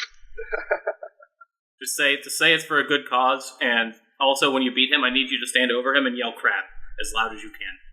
Crab. Just crab. All right. That's about all we really need to say about this card. It is a crab card that gets really big, really fast. Big military guy. It's crab. Tell us about the best girl. Gentry. Best girl. Yeah, Hida Tomonatsu. We've been calling her Hida Tomita-san. Tomato-chan. She is Tomato-chan. I'm sorry. You're correct. I'm a goof. It doesn't matter. She's best waifu. Best waifu is dead waifu. The best waifu. She is a 3 fate, 3 military, 2 political skill, 2 glory bushi. With the reaction, after this character wins the conflict as a defender, sacrifice it. Choose a non-unique attacking character and return that character to the top of its owner's deck. So yeah, like we said, best waifu is dead waifu. It's really unfortunate, but she has to kill herself for the greater glory. She dies. She dies for you. Out of She's 2 swords just and a hammer. 2 swords and a hammer, yes. Yeah. And glorious looking armor at the same time. That's just revealing enough to make it relevant. But the effect is interesting in, you have to win as a defender, but generally when you see Tomato-chan on the table, you are really careful about what you do. You're really careful about who you send into conflicts. You do a lot of math. This is a very math card that makes your opponent just kind of sit there and look at your board and go, am I 100% positive that I can win this conflict if I'm sending my, clan champion with 2 fate on it to this conflict? Because otherwise, they're going away, and I'm going to be very sad. She doesn't work can't with pick champions. On clan champs. This is true. It is non-unique. Yeah. I'm sorry. You're correct. Voltron but it's still, Voltron. Like Niten Masters. Like anything that has 2 or 3, attachments to it, very sad. But like anything that has more than a fate on it is usually really bad to lose. But I don't know. It's a card that I find interesting, but I honestly don't like it that much as a card. I think I'll probably be replacing this at some point and maybe running it as a one of or something. But it's debatable as to whether it's good. Something I did forget to mention is that it is unique, which is interesting given that it has a sacrifice effect. But I don't know. It's a weird card. Like its stat line is bad. It's a really weird card. It's not a very good stat line in general. It's got glory in Crab, which is strange, but that seems to kind of be the same with a couple of the other debatably good cards that we're not really 100% sure about. I don't know. Like I said, I don't really like the card that much. I think I'll probably be cutting it down a little bit, even out of core box. So I might not run 3 of, because this is a card that you just kind of want to sit around to make your opponent think. But generally, her effect, in my experience, I don't think I've ever seen her effect go off once. Yeah, I think it's going to be a rare effect to actually put out there. But the strong thing about it, I think, is completely out of the mechanics of the game. I think it's just going to it's going to inflict analysis paralysis against your enemy if they're not particularly good at math, if they're not particularly ready to think about that as quickly as they can. But I mean, if you're not ready to do that, this card game is going to go very slowly for you. So it's a little bit like the polar opposite of the line card Deathseeker. Yes. So where the Deathseeker has to lose while attacking, you have to win while defending with Heated Tomato-chan. And additionally, where the Deathseeker can pick anyone with Fate or any card without Fate and discard it, she has to specifically pick a non-unique attacking character and then puts that on top of the deck. So they're still going to get that card back, but they're not. It's just out of the game for that turn. It's a really weird effect. I actually don't know if you would ever pay 3 Fate for this character, period. I was thinking about this today, and the only way I would see playing this character is charging into a conflict on defense after the fact. So you didn't buy it, it's just sitting there, right? They attack you, and you're like, okay, charge. Because you're getting a 3 Fate character for 1 Fate, because charge costs 1 Fate. And so now they have to worry about, okay, what characters do I have in this conflict that are going to get returned to the top of my deck? Yeah, I think after the inaugural, this isn't going to have much of a place in the Crab deck, unless they change a lot of things, add a lot of mechanics. Yeah, for sure. I mean, like I said, it's a weird effect. It's one of those things where, like, if you get it off on a good character, you get it off on like a Niten Master or something, you can possibly have like a 3, 4, 5 Fate swing in some cases, depending on how much Fate they have on characters as well. So I mean, it can be really good if you get it off. If you have like the Fate swing, you can get rid of a big character with a lot of attachments or something like that. But I feel like the effect is hard to get off, and it's difficult to get value out of in general as well. So you'd rather pay Fate for extra for different bodies. It's unfortunate. Exactly. I would rather just have the better stats and like win the defense, and then have the character sitting around to do more things later than sacrificing rid of one of your characters in most cases. Her stat line matches a number of the other 3-cost Bushi we've seen from other clans. So Mirumoto Raitsugu, Kikita Kaizen, and Matsubayona are all 3-cost, 3-2 with 2 glory, I believe. No, Raitsuga has 1, right? Yeah. So there seems to be kind of this running theme, I think, in all of the clans of having just like this one Bushi at 3 cost that has this similar stat line with some sort of weird effect. Yeah, it's just a really weird card. I don't know if it's actually that good. So I'm going to defend the waifu a little bit here, Dan. I think she's all right if you buy her as a 3 with no fade, 3/2/2. At worst, you paid for a pretty all right statted character. The thing about her effect is it sends the character to the top of their deck. They're not going to see it for 2 turns unless they have a way to cycle a province, because they've already refilled their provinces after Dynasty. They'd have to discard another face-up card or do like an Imperial Storehouse. So in certain situations, if their provinces are already face down, they basically won't see that character for another 2 turns. And there's a lot of non-unique characters that cost like 4 that you want to just get rid of. Doji Challenger comes to mind. Steadfast Witch Hunter from the Crab. The Neaton Master. Fuck that guy. You'd have to pick guys that have that can still impact the board post-conflict, right? That'd be the best targets for them. There's a handful of those. I'm definitely not saying she's not totally garbage tier, right? Like none of the cards we've seen are just bad. It's just she seems a lot more niche compared to some of the other cards that we've seen. Yeah. And if you do bounce like a chud, then it's not gonna. They're gonna maybe get a subpar flop too. Anyway, go ahead, Zach. I just said she seems pretty specific. She is. She's clunky. But kind of like how the Berserker is kind of clunky, because you have to sacrifice a character and then play a bunch of buffs on him. That can get a little clunky at times. She is clunky as well. So would you write clunky in your resume? I write chunky. Because if you put clunky in your resume, I'm not putting you in my deck. Depends. It depends on like clunky, but like wins you the game sometimes. I don't think she wins you the game sometimes, but if there was a card that was clunky but sometimes wins you the game, I'd probably include it. But I like cards that aren't clunky that win me the games reliably. Yeah, that's true. Right. Yeah, and I think I think this clunkiness is kind of something Crab has an issue with. In general, but potentially this card is pretty all right. I think in this case it was theme over mechanics, like story over mechanics. Yeah, it's straight story for that card. Yeah. If they had just printed a defensive version of the Deathseeker, I think that would have been a better. Oh yeah. Like if you lose defensively, then. Well, no, you still win defensively because you're still Crab. If you're losing defensively, something's wrong. Sorry, you still sacrifice her. Yeah. I was thinking lion-wise. Like I was thinking the words from the card.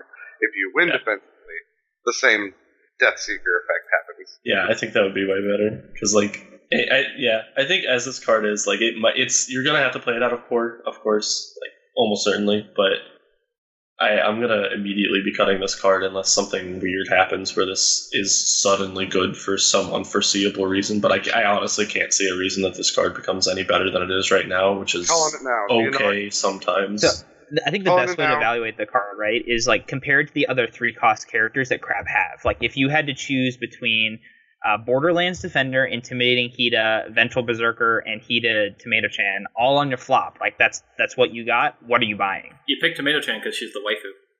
Yeah. you pick Tomato-chan for me. One waifu.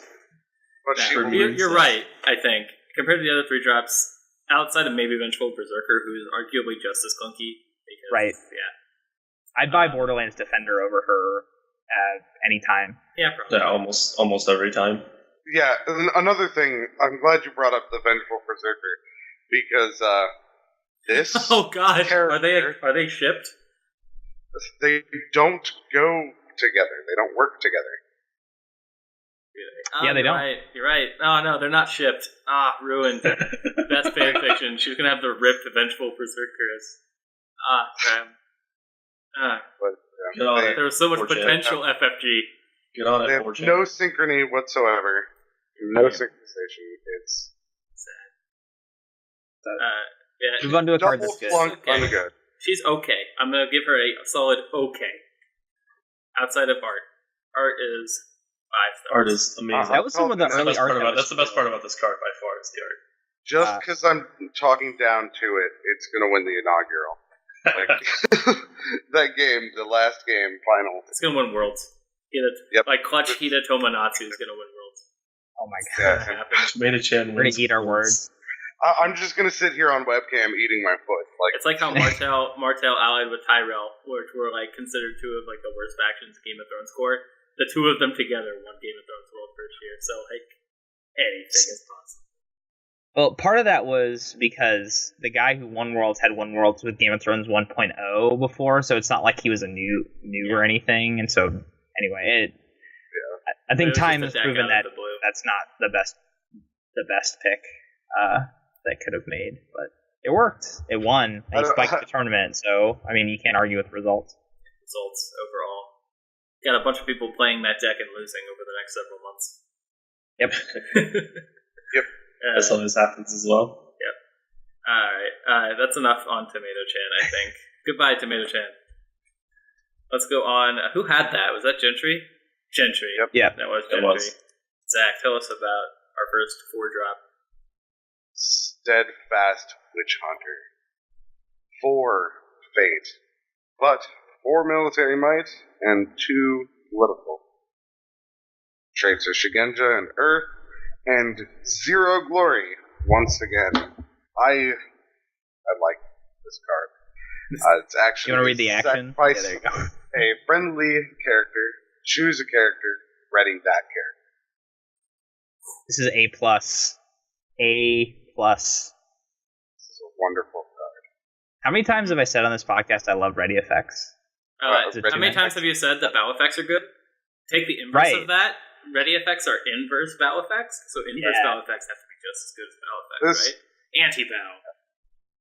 This guy is super wonderful to keep next to your vengeful berserker. They are BFFs. Definitely. You can ship them. Yeah, these two are shipped. These two are shipped. The Shigenja and the troll guy. The witch hunter. And the troll guy, let's clarify even further. The witch hunter. It's forbidden love. They're weird. No one can know. I'm not... What's going on in her picture? Do we really know? She has just murdered someone who is Shadowlands tainted. What the witch hunters do. They purge the taint from the land. No. Amazing. No, that is not exactly what they do. They are the Spanish Inquisition. Yeah, a little... Yeah, it's the same kind of concept. They are assassins that say, oh yeah, they were totally tainted, by the way. Yeah. Amazing. Yeah. Totally tainted, I can sense it. Yeah, I can sense it. So the character you sacrifice... The character you sacrifice to this card's effect is tainted. And that other guy's like, wow, you killed a tainted guy. Good on you. I'm gonna go fight again. That's what it is. Yep. That's it. Thematic card games make no sense. Also, she's killing an Eagle Scout. Or a Caillou Envoy. Or a Caillou Envoy. No, that's Scout. That's got Scout armor. It's and the headband. Totally Scout. Oh, yeah. I guess in the picture she's killing an Eager Scout, yeah. Also 5/5 art. Totally captures the Kuni. He's meant to be killed. It's like they're telling us right here. Sacrifice. The first to fight, the first to die. The first to get killed by your ally. Oh, by the way, I think you're tainted. Beat Stubbs, you're tainted. Bye. Alright. I mean, this makes sense. Your Shadowlands tainted, so we're gonna send you into battle first. You're gonna be our scout, and you're just gonna run in and get yourself killed for ourselves. That's probably a thing that will really happen. Stats are. I like to think with all of the sacrifice mechanics, this is just the witch hunter walk, and you're gone, and you're gone. You can only do it once per turn. We got really into lore. Let's talk about the actual card. Sorry. I think we have to talk about the card a bit. We talked about the effect is very cool. A little bit. Didn't I say my piece? I said battle effects are good, so inverse battle effects are good. But that's the line from this podcast. To get a little more into it though, this is part of the whole engine. There are 2 or 3 actual good sacrifice effects in Crab and this is obviously one of them. You kind of have a toolbox of sacrifice effects that do various things. But obviously this works with Eagle Scout and Caillou Envoy, which are both just great to sacrifice. But I think, honestly, the stat line is not half bad for the effect either. Like, 4 military strength is not inconsiderable at all, given the fact that it's also an immensely good effect in some cases, especially with Bow being as good and prevalent as it is. Or even just being able to throw people into extra conflicts a turn if you need to. Like, this, you can buy, a lot of times, Zach has been kind of toting, like, buffing up one guy a lot and just sending them into things. This allows you to buff up one guy a whole bunch and send him into all of the conflicts, theoretically, if you'd like. Yes. Or protect them if they get bow affected away. Yeah, exactly. Because, like you were saying, that 88, like, oh, I have 88 power, you're bowed. Like, it doesn't matter. But with this, that helps. Yeah.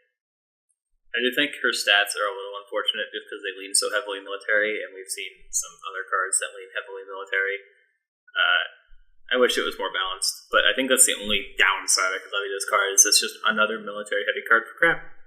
Yeah, the stat line for Shugenja is typically inverted there, so it's interesting to see one a little bit on the military-heavy side. Zero Glory, we didn't talk about this with the Berserker, but Zero Glory is a really relevant stat for a couple reasons. It means that if you get Dishonored, you're not going to lose any skill, which can be really, really important. But it also leaves you open to a few effects, like we saw with Dragon, like Miyamoto's Fury, or Lion's Strength in Numbers. So that's important to note, especially as we get into the next, or Hida Kasada, I think, is the last Zero Glory card out of the Dynasty deck. So, yeah, although admittedly she is kind of like inherently resilient to Miyamoto's Fury to some degree, just because you bow her and then she just kind of unbows herself. It is, you are sacrificing a card, of course, but she's kind of inherently. Yeah, she has a built-in protection there, which is nice. You can also sacrifice herself to trigger to somebody unbow else. A character. This is true. Yes, it does not say another friendly game. I want to see the Scorpion card that says, add the effect or add the trait friendly to an enemy card. Also, something interestingly, and I'm sure this is going to come up at some point, you can ready an opponent's character. Yeah, it might. And there are probably cases where this is good. Imagine this, the combo. You have Tomato Chan in the fight, and they end up you end up bowing a character, and then they buff another character, right? Just to keep the things reasonably even. And then you could unbow a character just to make them win the conflict, just to make sure they win the conflict. No, this is all really convoluted and ridiculous. It'll never happen. It'll happen like one time in 1,000 games. Tomato Chan needs to win on defense. Yeah, she needs to win, exactly. Not lose. Oh yeah, I'm sorry. You need to win. You're right. It doesn't quite work. If you want them to break a province, though, you can do that. This is true. I don't know. There's some if convoluted you somehow get Art of War or something. It'll happen like one time in 1,000 games, but the one time where you unbow an opponent's character for a really cool effect and it wins you the game with Steadfast Witch Hunter, you're going to feel amazing. Yeah, it's a solid card. Very good card. Let's move on. It's expensive, but I like it. Another expensive card. We have this card comes to us from the Table Is Yours podcast, who do a really interesting thing that not many podcasts do.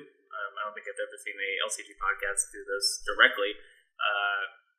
They actually record directly from Discord conversations, and they have like a live chat feed they directly interact with. Now, people have done this with Twitch and stuff, but this is the first time I've seen them do it directly in Discord.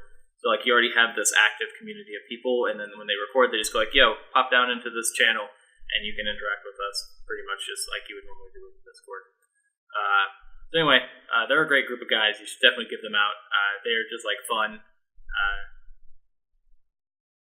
Fun to listen to and fun to interact with kind of guys. And a lot of them are old 5R players, unlike us scrubs. Well, Zach, right? Yeah, Zach's old 5R. Zach and I am technically old 5R. For what little experience I have with it. I mostly played the RPG and just operated from a outside perspective. Anyway, we have Kaio Shuichi here. Kaio Shuichi is a 4-cost character with 3 in each stat, and 2 glory. He is a Bushi and he is an engineer, and he has a big fat text box. The first part is covert. We've seen covert before. Covert is when his character attacks. Choose one character without covert, and that character cannot be declared as a defender. So that's pretty cool. And then he also has action during a conflict in which this character is participating. If there's a holding in play, gain 1 fate. So he's pretty sweet. Covert is not only an offensive card keyword, it is a defensive one, because it means that you cannot covert Kaiyu Shuichi. He will always be able to defend if your opponent is trying to use covert stuff. Additionally, he makes it really easy for Crab to sort of crack back and destroy a province, because you can, after they do a big attack and you defend it, if Kaiyu Shuichi's still up, he can just covert their last guy and go in solo and break a province by himself with like a little help from an attachment or being honored. His action is pretty interesting, because right away when you pay him, you get 4, and then you're going to get 1 back if you have a holding, because you just use his action to get a fate back. So he kind of is a 3-cost 3/3/2.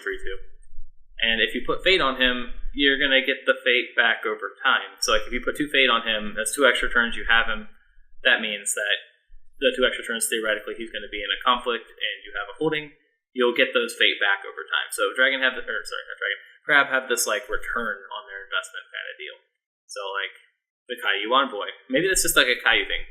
The Kaiyu Envoy, you pay 1 fate now, you're going to get it back later and get a card. Kaiyu Shuichi, if you put fate on him, you're going to get it back slowly over time. So, in a sense, you're paying to keep him around, but you're going to get that investment back. So he's kind of like free to keep around in a sense.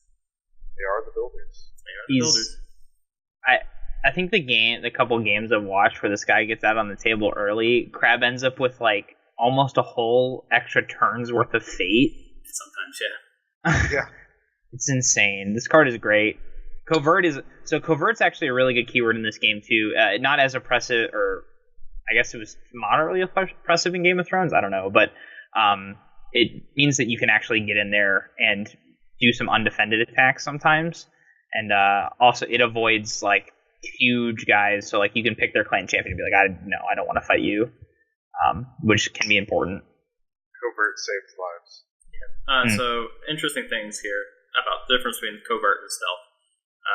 In Game of Thrones, stealth was always decent. It was never like super amazing, unless it were Balon Greyjoy was super stealth.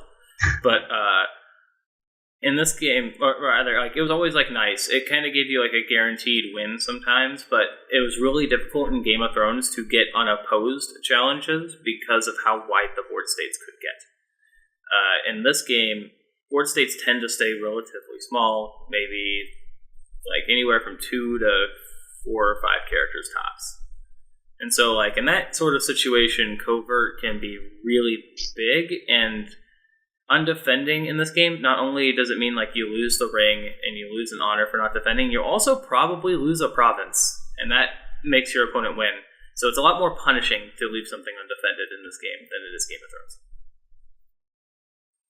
I just remember Corset Greyjoy being like decently oppressive, and then it shifted obviously to Lannister and Baratheon, but yeah, Corset Greyjoy is really strong, but that's because there weren't as many ways to get a lot of characters out or like really cheese them in a sense. Right. They're kind of like the pub stompy faction. I could be wrong here. I didn't play competitive Thrones for long, but I always kind of felt they were sort of like, if Greyjoy draws really well and gets Balon, they were Balon, not deck. Like the other stealth was kind of just like okay. It was really Balon that carried the deck. Yeah. Asha was okay, but Balon was like the top. I played a little bit of Corset Greyjoy. Mm-hmm. All right. Yep. So this card, back to the game we're talking about. Back to L5R. The game we're really supposed to be talking about. The only game that matters. Let's do a Game of Thrones thing. The only game that matters. Kaiyu Shuichi is a great card. He's a great 4-drop. I think it's pretty plain to see, and pretty plain after playing him, that he's a great 4-drop. Balanced stats are great in Crab. Him and the Borderlands Defender, I think I run 3 of right now just because they are balanced stats and they give you good political defense. Yeah, I mean, I think there's not a whole lot to say about this card. It's clearly very, very good. That you get a lot of fate value out of it. It's decent stats. Covert is great. It's not so much that you get fate value as much as you get a fate return. But yes. Yeah. Yes, fate returns are great. We like our Caillou investments. Yep. He's also like reading a map or something. Yeah, it's cool. What am I reading? I think he wasn't a crab in the old game because he's got green kimono on right now. I think he might have actually been like a dragon card. I don't remember, but I think someone brought it up. But now he's a crab. Welcome aboard. Not much else to say about Shuichi. Let's go on to the big man himself, Dan. You lucky bastard. I got lucky again. Yep. All right. I had Yokuni last week, right? Or 2 weeks ago? Maybe. I don't remember. I believe so. We'll all right. change it up. So, yeah. Hida Kasada. He is the Crab Clan champion. He is a 5 fate character with 7 military, 2 political skill, 0 glory, the Bushi and champion traits, with the effect: while you have not lost a conflict this phase, cancel the effects of the first action ability your opponent triggers from a card during each conflict. This is a really oppressive aura, as I think if everyone has seen the L5R live now, they know how hard Brad had to play around it because Eric bought Kasada turn 1 and Kasada was out there the entire game. In all of the other games I've seen, Kasada almost always hits the table, and Kasada doesn't tend to go away. So this is a really annoying effect to play around and can really put a damper on some plans, and specifically different buffs and different actions. He is 0 glory, which, as I mentioned with the Steadfast Witch Hunter, means he's susceptible to a few effects, unlike some of the other champions. So he's susceptible to Miyamoto's Fury and at 0, even if you're attacking the Stronghold, and as well as Strength in Numbers from Lion. But you don't have to worry about him losing stats from being Dishonored, where Toturi and Yokuni and Hotaru all have to worry about losing stats from being Dishonored. So he's always going to be a 7-2, but he might not always be in the conflicts he's fighting in. However, his aura is always going to be available to you. Yep. He does not have to be there for Kasada's presence to be known. When Kasada's on the board, everyone knows and everyone fears Kasada. So he's also jacked. He's jacked as fuck. Like every crab, he's jacked as fuck. You can't tell through the armor, but you know. No. You can see his biceps. He could be rather small, actually. That's true. You can see you can see his biceps. Those are not normal man biceps. Honestly, I think his arms are like half the size of his entire torso. Like he might be just one of those people who only does arm day. He's the biggest Tetsubo. Yeah, look at that. Tetsubo too. I think all the Hida Kasada fans wish or hope that there's going to be a better fiction for him this time. I think Kasada is definitely a point of contention. But he seemed, from the fiction we've seen so far, he seems like a really cool, methodical, tactical guy. He was a real balanced character. Very pragmatic, and I love that. From what I read. He's super good. Hopefully we'll never show him the Shadowlands. Oops. Spoilers. Nail his son to a standard. That's not what he did. So something like that happened, right? Didn't someone No, Kuniyori did with Sukune. That was the terrible standard of bullying. To be fair, though, I think Kasada, while his allying with the Shadowlands was very bad, he kind of did it to prove a point. He just kind of got pissed off and was like, "Fuck it, I'm going to prove a point." And then Kasada goes hard when he's trying to prove a point. His point being, you fucking need us. So here's the Shadowlands behind me. Okay. Kind of. I don't really want to argue about the old fiction. Yeah, let's not. New fiction, I'm liking where they're going with crap. I'm liking where it's going. If he does do that again, I hope it's more fleshed out. In the new fiction, he seems like a very balanced character compared to the other clan champions that we've seen. So whereas Yokuni is mysterious and may or may not actually be a person, and Hotaru is unsure of herself, and Toturi is very methodical and unsure of himself, Kasada is very much a world-beaten, world-weary individual who kind of knows a little bit of everything and he balances his children really well too. I think is what I heard someone comment on the stories, where his one son was talking about glory. He's like, "What need I have glory? When we're just out here, dying and fighting Oni every day, So I think that quote is actually on his card, right? Yeah. What need have I of glory to defend this world? Yeah. Yes. As I said, he's very stark pragmatism. He doesn't care for anything but victory. And the sacrifices made. I mean, he still obviously feels for every single crab who dies defending the wall, but he understands it as a cost, and he knows that victory is the most important thing. Yeah, I'm pretty sure it's going to be a thing when we sacrifice all these characters that and now you watch it end. Throw her on the fire. I want it to be some. We're not doing fires yet. We got one more to go. But, we're almost there. I want it. Yeah. It's all right. We'll move on. The Hidekasa, ace Little Clan champion here. 7-2 stats make me a little sad, but it makes sense. Yeah. Again, I think Tilting Crab way more military than political, so it makes defending the wall sometimes a little tough. So let's go on. Well, it means that he can route people really well, as we saw in the live play. Oh yeah. Route's pretty good with Kasada. Not many people are stronger than him. He's also like the grizzled old man. He's like all these damn kids. Yeah. Alright, who was Kasada? But we'll move on to Borderlands Fortification. That is our first holding for Crab. It is a +2 holding, a battlefield with the action choose a card in one of your provinces, switch this holding with that card. I actually don't know how I feel about this, only because of the other holding, which we'll get to in a minute. I think I would play this in most Crab decks if I didn't want to always have a different holding out, and I think this just takes up too much space if you have it in with the other one. I think it's still okay. I think you're still going to run like maybe one of it or something, but I personally don't like it that much. So... Hey. 2-2. Yeah, it's +2. I think you run it as 2, yeah. So here's my thing, actually. I'm trying a crazy thing. A real crazy thing. I'm not running this card. Because this card is super niche in my mind. I sort of analyzed it a bit. I'm like, you know what? This card is super niche. It only matters if the +2 prevents a province from breaking. And that's it. Otherwise, it's sitting out doing nothing. Yeah. It only matters. It's mobile. You're right. This card is taking up one of your dynasty slots to sometimes prevent a province from breaking. And that's the only situation it does anything. So I actually cut these, and I put in Imperial Storehouse, which is the neutral holding that lets you draw a card, and sacrifice it, so the crab get more card draw. And then the Storehouse, something happened again. We lost. That was intentional. Okay. Fix yourself, please. But the Storehouse is a +1, which can still be used to sort of do what this does, in a sense. It's not mobile, but you can rebuild it, which we'll get to in a bit. And it lets you just cycle more cards, draw more cards, get through your deck quicker.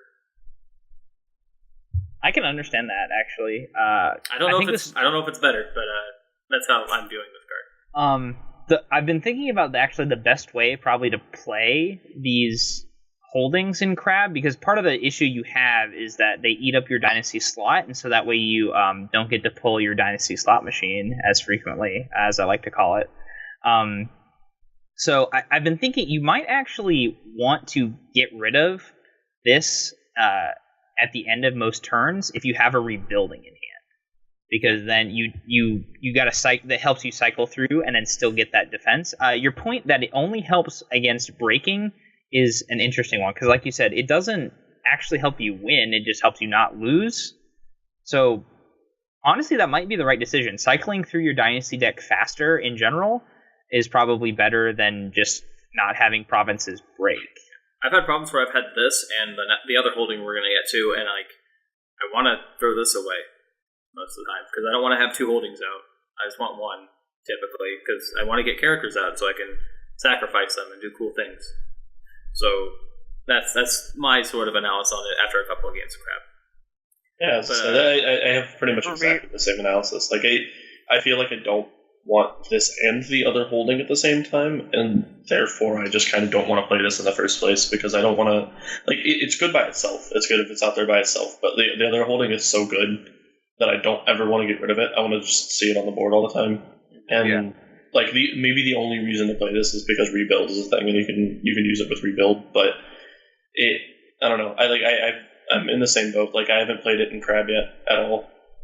Like, I actually just think it's so bad. Like, I've seen it played a couple of times, and it's almost never gotten a good effect. Maybe I should, like, I will try it in Crab at some point, but I feel like until Crab gets developed more and you, like, start dropping Funeral Pyre, you're probably just not going to play this card, because it's just distinctly worse in the build of Crab that currently exists. Yeah, well, I guess it also matters which province it's on and everything. I mean, you can move it around. Yeah. Like... But it also synchronizes pretty well with, say, the Guardian. Yeah, more holdings, bigger buff. Yeah, I think like if maybe if like you get these really impactful low strength provinces, this card becomes better. That you don't want to break, yeah. Like if you get like a 2-strength province with a baller effect that you can use like every turn, that would be fucking great. I'd probably keep this in again. Yeah, this card's really specific in what it does. It does what it wants to do really well, and it can be really annoying to play against because obviously if your deck's main strategy towards winning is breaking stuff and then breaking the stronghold, this card is a big pain in the butt. But I think outside of that specificness of it, it's like, yeah, it only really matters if like you don't have enough defense and they are breaking. And then the +2 makes it so they don't break.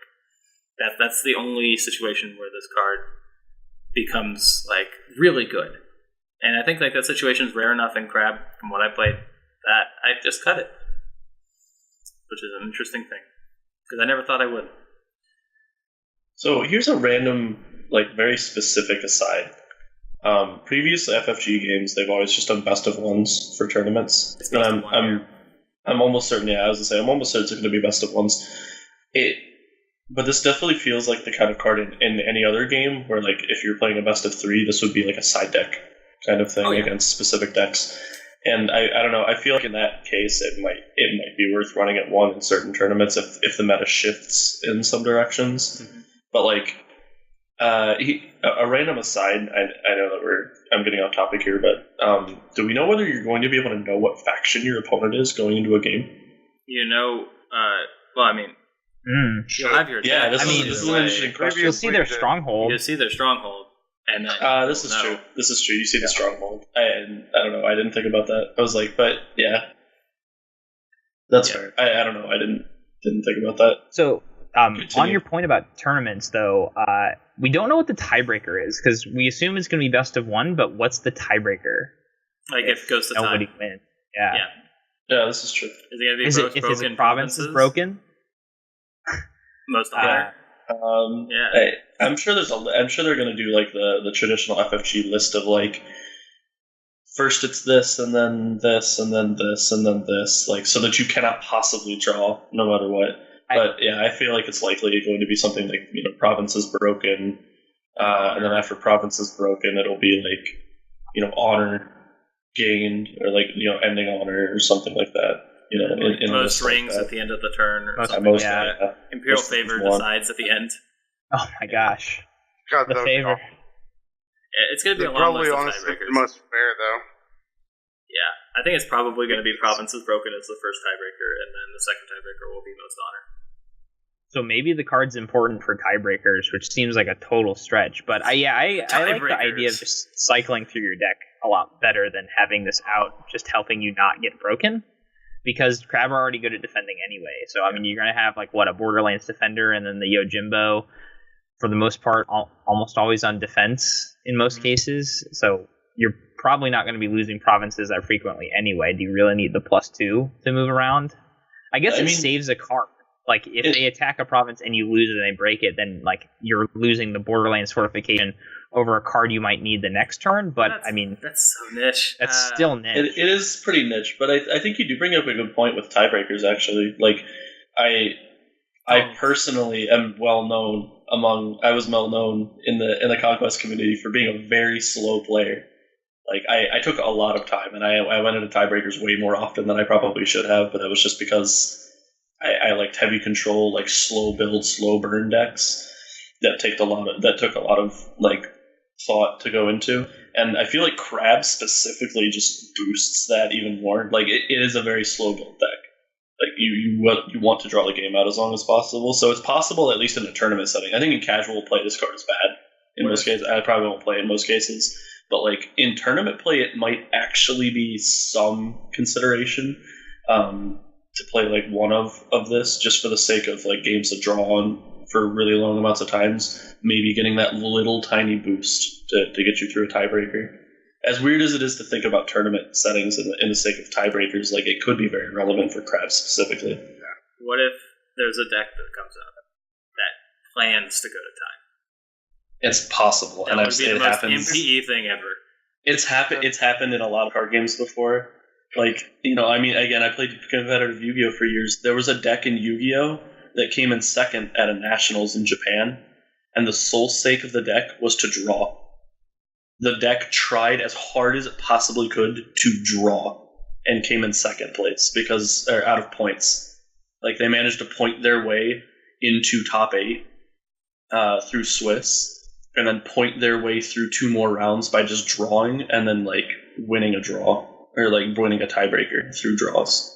That's amazing. It was incredible. So, like, yeah, it's completely possible. Yeah, I don't think it's really hard to do in FFG games. Like, FFG is really good about making sure that that's not a thing, generally, from what I've experienced.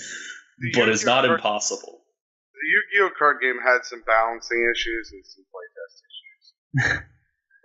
But, what? Yeah, I'll give you that. That game was perfect. There was never a need to ban anything in that game. I enjoyed Yu-Gi-Oh!, but there was a lot of imbalance in that game. Yu-Gi-Oh! Was silly. It was supposed to feel like you're playing an anime. It did. It's also geared towards like 12, 13-year-olds, while L5R is geared more towards adults. Yeah, you say that, but there was a lot of competitive play. Like most competitive play was at the between 16 and like 25. Yes, so. About like 3-4 years after it came out. Yeah, exactly. Well, that's the thing. Is like they started gearing it towards competitive play a few years after it came out.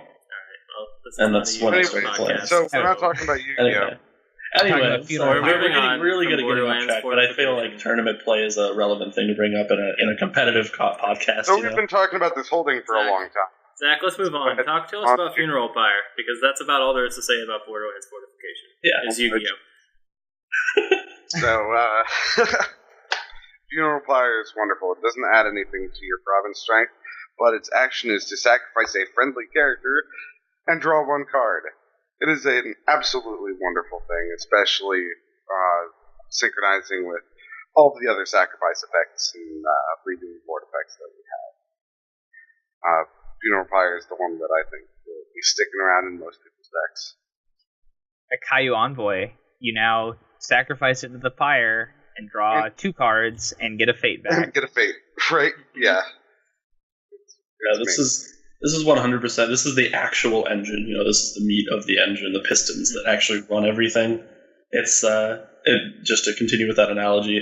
It's you sacrifice Caillou Envoy and get a huge amount of value out of it. You use it to turn on cards like Berserker. You can use this to just sacrifice a card, get a card, and turn on Berserker's effects, so you get even more effects out of it.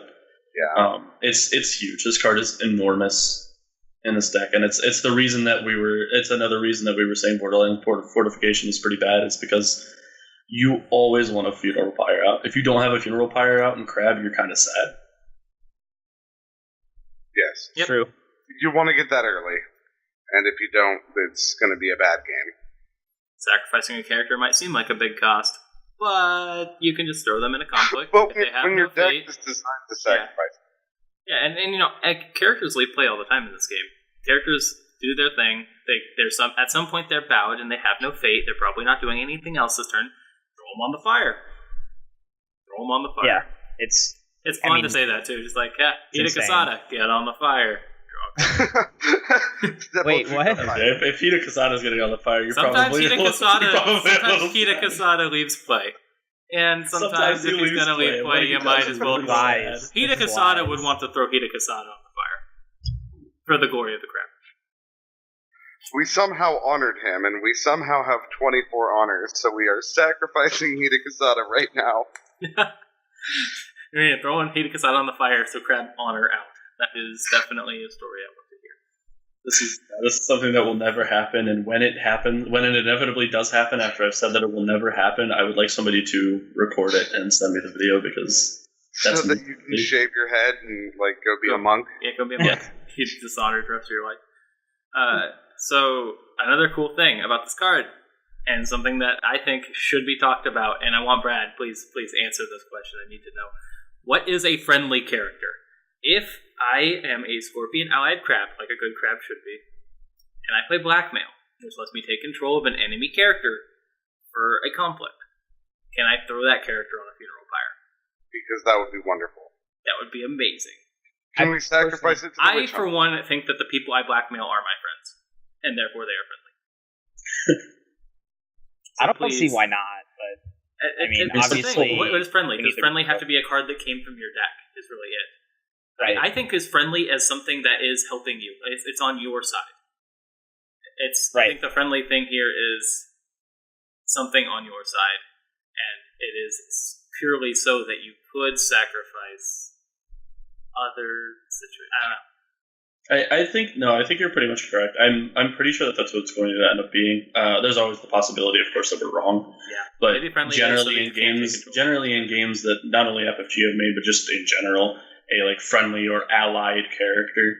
I think that's the term they used in Conquest as well. Like an allied character is always just considered to be one that is on your side of the board.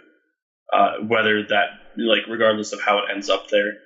If you are controlling the card and it is on your side of the board, it is generally considered to be allied or friendly, and I'm assuming that that's what's going to be the case in this game as well. Yeah, that'll make this a lot of fun. Regardless, you're going to be burning a card every turn and drawing, just because holding just draws you a card every turn. Yep. In addition to sometimes giving you sacrifice energy. Good holding. Me gusta. That's the end of our Dynasty deck. Let's quickly burn through the 9 conflict cards and then give our final closing thoughts on the crowd. So, me. I am next. Aha. See what you did there, I will talk about Hiruma Ambusher, which is a 2-cost conflict character with 2 in each stat, 2 military, 2 political, and 0 glory because he's a crab. He is a Bushi and a Scout, though we haven't seen any reason for Scout to be relevant, and he has reaction after this character enters play. As a defender, choose a character. That character's abilities cannot be triggered during this conflict. So he shuts off. Oh, God. Alright. So think back to all the episodes if you've listened up until now. Think to every character that we've said has a really good action. This guy stops it. As defender, Kitsu Spirit Collar. Yeah. Oh, dude, Kitsu Spirit Collar. And he doesn't have to target people in the conflict. He target anyone on the board. Yep. Just while defending, though. Yeah, he turns off Yakuni. He turns off. He turns off every non-crab champion we've seen so far. He turns off Doji Challenger, Miyamoto Raisugu, Kitsu Spirit Collar. There's a lot. There's a lot of very impactful cards, so this guy's good. Guy's very good. Yeah, he only works on defending, though. Don't try to play him on attack. But as defender, and that's kind of the crab theme, to be fair. On top of that, he just ends up being a 2/2 additionally. So I mean, you're going into a defense, turning off effect and adding 2/2. Yeah, he's like a decent conflict character stat wise. Usually conflict characters have low stats. This guy's actually got pretty decent stats. Yeah. Okay, why is this guy cost 2 when the Master of Spear costs 3 anyway? I'm just gonna keep complaining about that character. Nobody knows why Master of Spear is a card and why it's cost like it is. I'm pretty sure everybody in the community at this point is pretty set on that card just being bad. I won't say everybody. There are some people who defend it for some reason. But I'm pretty sure most people believe that the card is kind of bad in general. If it was cheaper, if it was 2, if it cost the same as the Haruma Ambusher, I think it'd be so much more playable. Which is like, why does it cost 3? Why is it an action? Anyway, this isn't a line. Why does the opponent get to choose? Yeah. That's always I feel like those cards are there. I think those cards are there for the inaugural, just so that the people who don't look at the cards ahead of time and look at the spoilers have a disadvantage. Yeah. Thank you for listening to this podcast. We're going to tell you how to win the inaugural. And when you win, make sure you send all of your promotional material to me. Because I therefore deserve it because I helped you win. Just throw that out there. You guys owe me. I mean, you're going to be competing against him, so, like... don't hype me up, please. I'll end up, going, 0-4 in Swiss somehow, and then losing. That'll be my life. Sounds like a Well, then we'll just play. You'll get to like the top. You'll get top cut, and then immediately just get destroyed. Actually, for me, if it's me in FFG competitive games in the past, I always make top cut, and then I lose first round of the top cut. Yeah, this is the Travis tradition. Top seeded Swiss, and then just lose the first round cut every time. Because that's when it matters that you lose is in the top round. Not so much. Can confirm this has happened at least 3 times that I know of, and out of the 4 or 5 events I've gone to Travis with, you missed all the network. 3 of them. On to Travis with? Yeah. All right. That's pretty much all there is about Herman Ambusher. It's a good defensive card, and sometimes it's a pocket 2 skill if you need it. A little offensive for just 2 skill though. So let's move on. Dan, tell us about SWOLE Gunso. All right, so Stoic Gunso, also known as SWOLE Gunso, is a 2 fate character with 2 military skill, 1 political skill, 1 glory, the Bushi trait, and the action during a conflict. Sacrifice a friendly character. This character gets +3 military until the end of the conflict. He's also a conflict card, so he costs 1 influence. We forgot to mention the Haruma Ambusher is also 1 influence, I believe. Let me go back. Yes. I was just about to bring that up. But yes, he has 1 influence, and this is 1 influence as well. So this is 1 influence. So yeah, this guy is, works well with the rest of the, Crab Clan synergy. You're going to sacrifice Eager Scouts or Caillou Envoys to buff him up and just get some, 5 mil stat out of nowhere. He's a little bit on the expensive side, obviously 2 fate, but Crab kind of lean a little bit. They have some fate to play with because of some of their other cards. So yeah, he's just a good card. He's also on the, Crab90X program along with the Vengeful Berserker, so... that's going to be the name of the episode, by the way, is Crab90X program. Perfect. I'm sorry. That's it. You gave me the episode name. I thank you. Yeah, 2 costs for 5 military. Seems alright. I would do it and then throw him on the pyre. Yep. I've done that several times where I play him, he sacrifices some guy who's bowed, he becomes 5 military, and then afterwards I throw him on the pyre. Because I don't put fate on this guy. He's just there to come in, do 5, and then leave. You pay 2 fate to get a card back, and 5 skill maybe helps you win a conflict, yeah. Usually 5 skill helps you win a conflict. Hopefully. In my experience. 5's decent. It will always help you. It might not win you the conflict, but it always helps you try. Solo province breakers, the Gunso. No matter what, you will get closer. Yep. The target doesn't have to be in the conflict, right? Yeah, the character that you sacrifice doesn't even have to be in conflict. So you can just the Eager Scout that you sent out to scout out a province earlier in the turn, he's just gone. Congrats, you've joined the SWOLE Gunso program. Yep, SWOLE Gunso. Sacrifice a blackmailed friend. They're friendly, right? You just smack them with your Tetsubo and show how strong you are. It makes you more military. Alright, that's very much all there is to say about this guy. He's a decent conflict character, just like Herman Ambusher. And this is important, I think, because if Crab want to run holdings, they're going to have less dynasty characters to buy.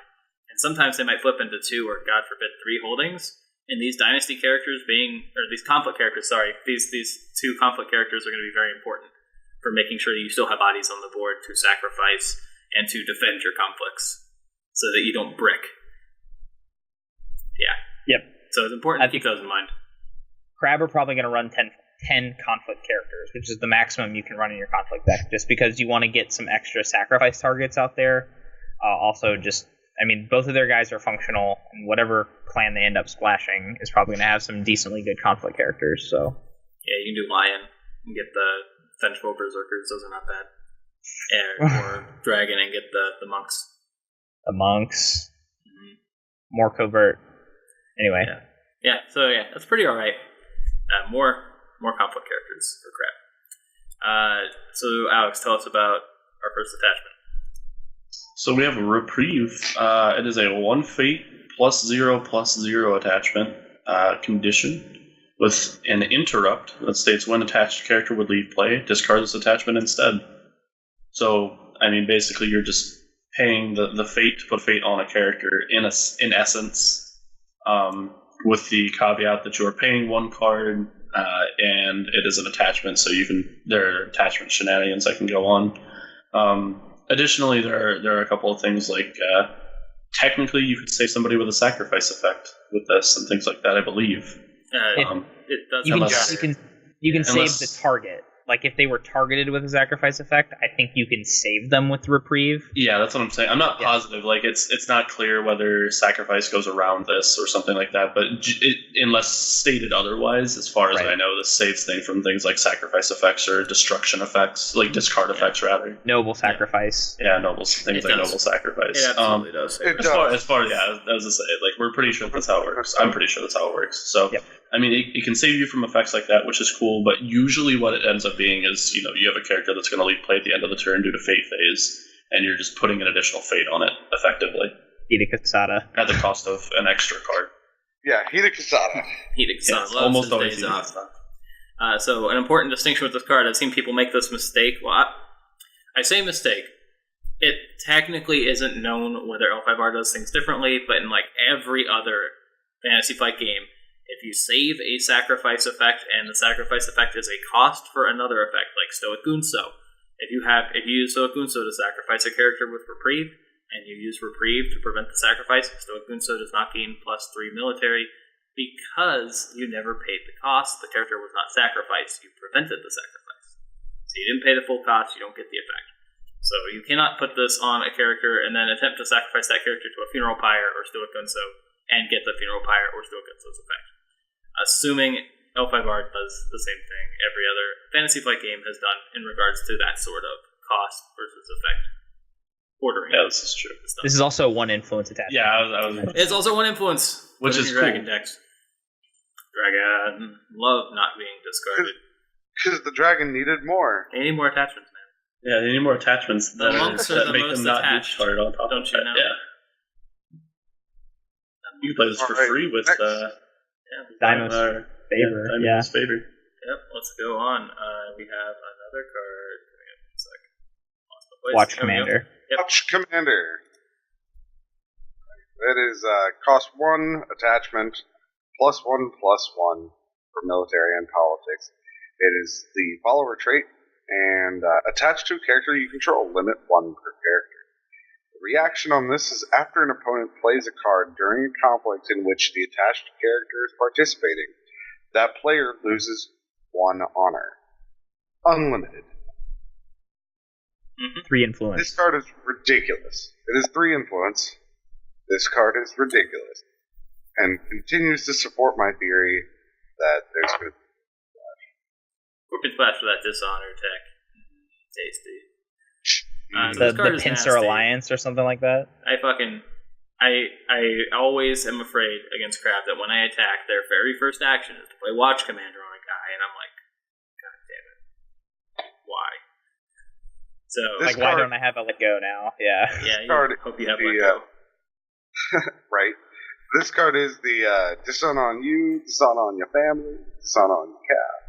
So this guy's yelling at you every time you play a card. Like, stop it. Stop it. Dishonor. Why would you do that? Chamber. Chamber de spray. Yeah. It's a cool card. This card's great. This was spoiled by Art of Warcast, another awesome podcast. They do a lot of cool lore stuff. They'll talk about the old lore and kind of like what each clan's about. So, again, I'm going to show for all the other podcasts because they're all pretty cool. Go listen to them as well. A handful of them hear more about the lore too. So yeah, you want to hear more about the lore? They're the cast for you. Oh, so it's important to note that this card specifically notes that its reaction is unlimited. All reactions are once per turn unless otherwise stated. In this case, the otherwise stated is unlimited for this one, which is nuts. So, especially if you get into a situation where your opponent has to win that fight, and they just keep having to play cards, they're just going to keep hemorrhaging honor, and that can be really important for factions like Lion, which want to have a relative honor disparity. It can be important for winning the game, because you can get someone down to a low enough honor amount where they can never bid more than 1, and you're kind of choking them out that way. Or you get them down to 1 honor, and then you win an honor ring and steal it. So it's dishonor tech. It's a thing in Crab, sort of. Maybe it'll be a full deck one day. Sometimes when your opponent goes for the final push, they draw 5 cards, and then if you drew 1, you get 4 honor off them that way. They lose 4 honor that way, And then you play this as the first action when they go all in on your stronghold, and now they're going to lose an honor for each of the cards they actually end up playing from the 5 cards they drew. So that makes it particularly pretty nasty. A little niche in that specific case, but this card is generally good, I think. The good 1-cost attachment. Yep. It makes your opponent think about stuff, and if you make them lose 1 honor, I think it's probably worth the 1 cost. If you make them lose more than 1 honor, it's pretty alright. It's like extra good. So yeah, Watch Commander. Let's go on. Jade Tetsubo. Oh no, this is actually really bad with the oh no, with the overlay. I didn't think about this. I didn't test this beforehand. Yeah, so our only image of Jade Tetsubo for some reason is like a 50% transparent PNG.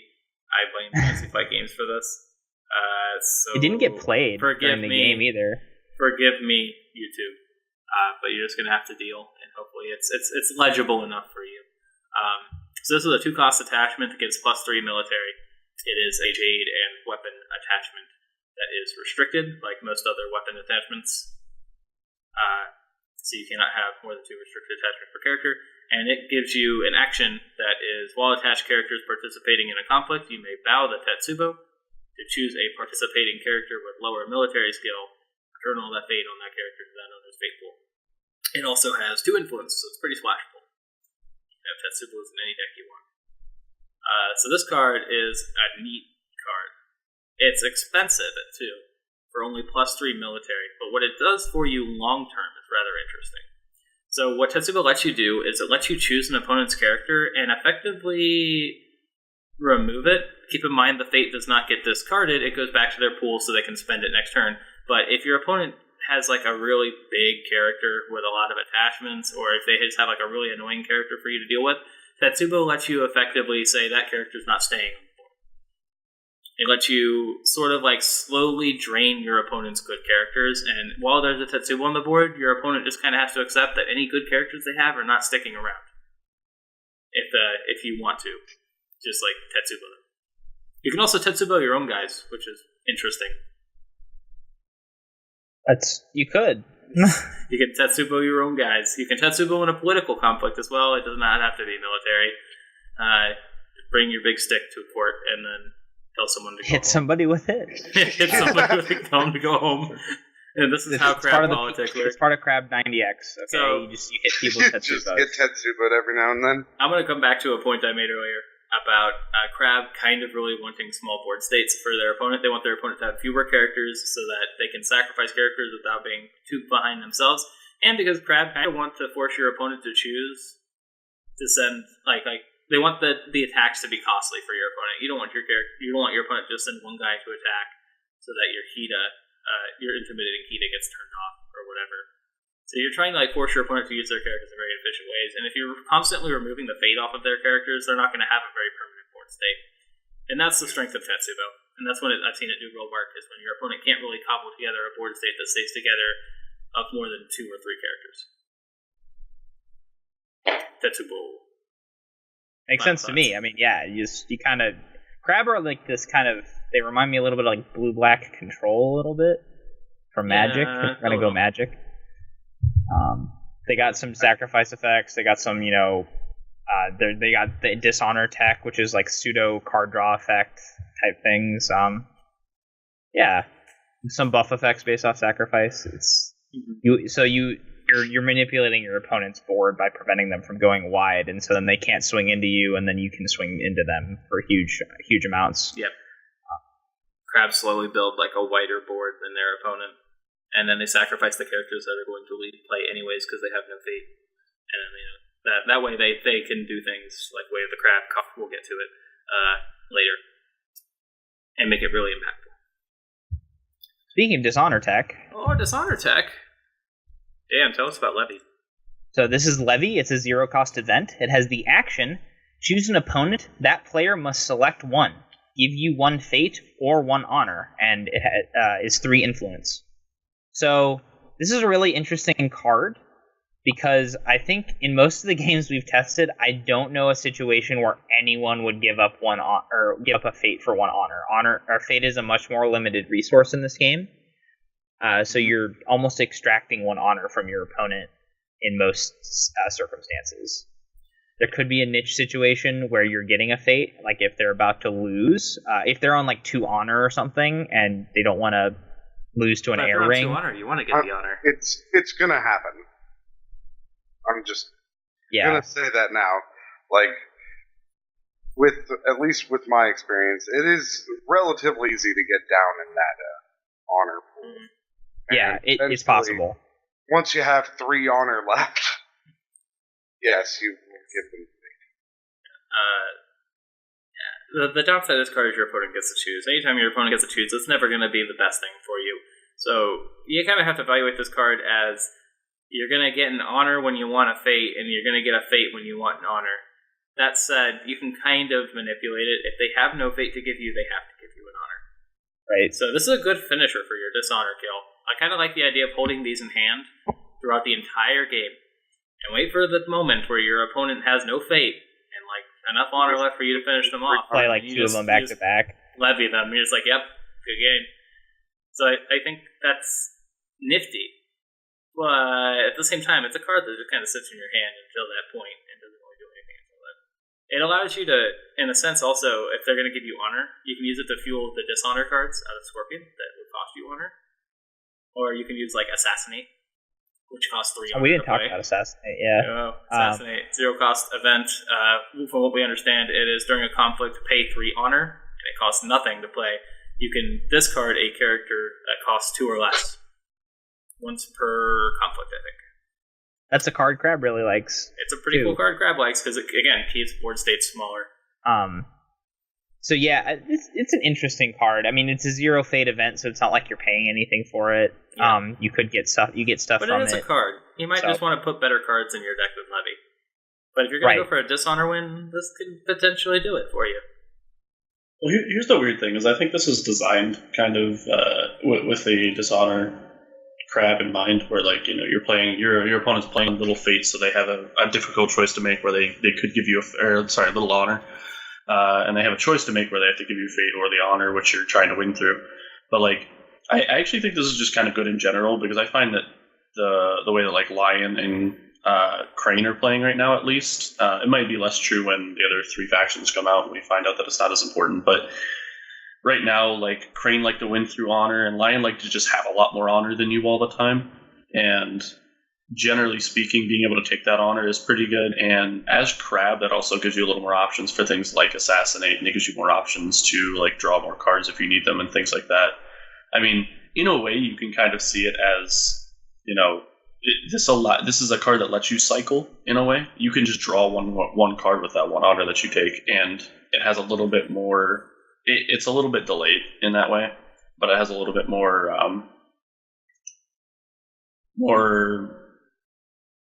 What was the word I'm looking for? You seem like a different cycle. It's just sort of like. I think it's a nice. Yeah.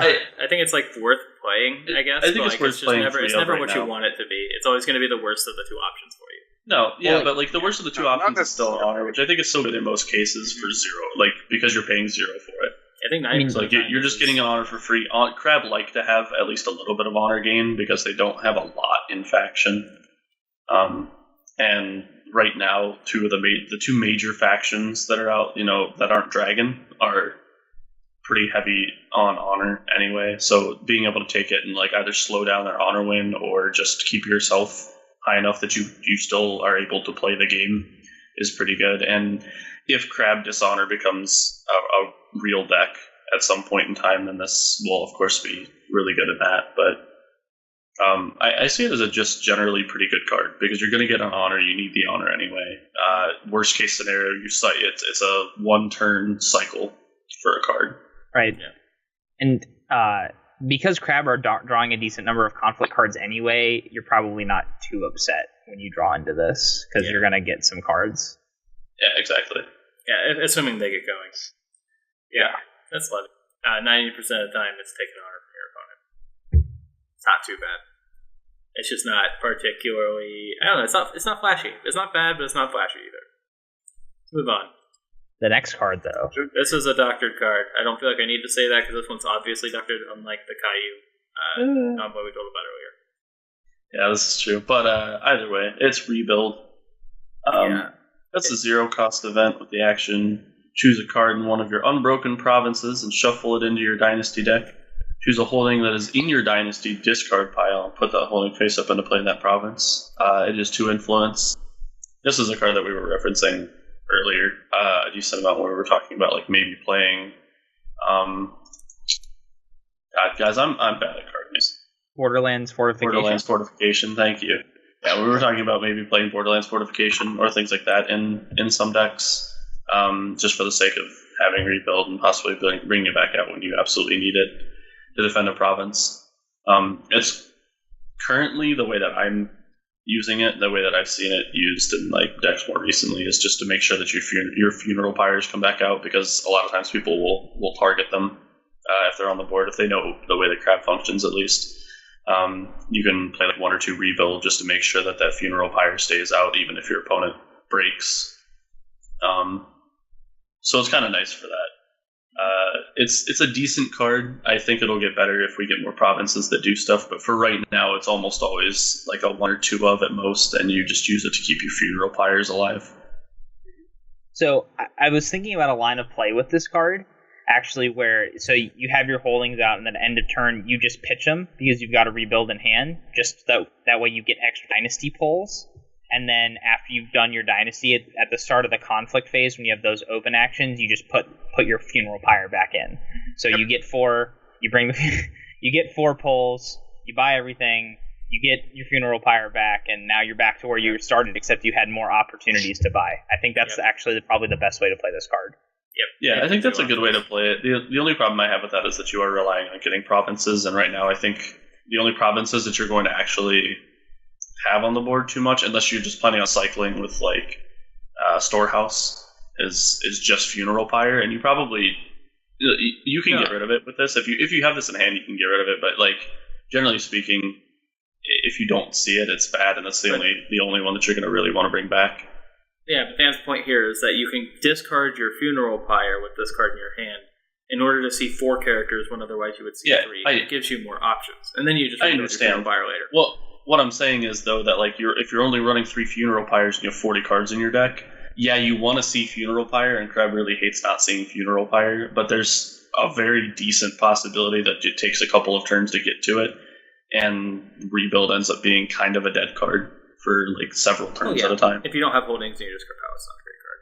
But it's another reason to run Storehouse. That's what I'm saying as well, because I like running this with Storehouse, because at worst it's a cycle and it gives you +1 province strength anytime. Yeah, that's what I'm saying. Like, I think this is a good card, but I just don't think I don't think it's good enough to run 3 of right now until we get like better province, and unless you end up running more provinces, because it ends up holdings. Or I'm sorry, yeah. Words are interchangeable. You know what I meant. Yeah.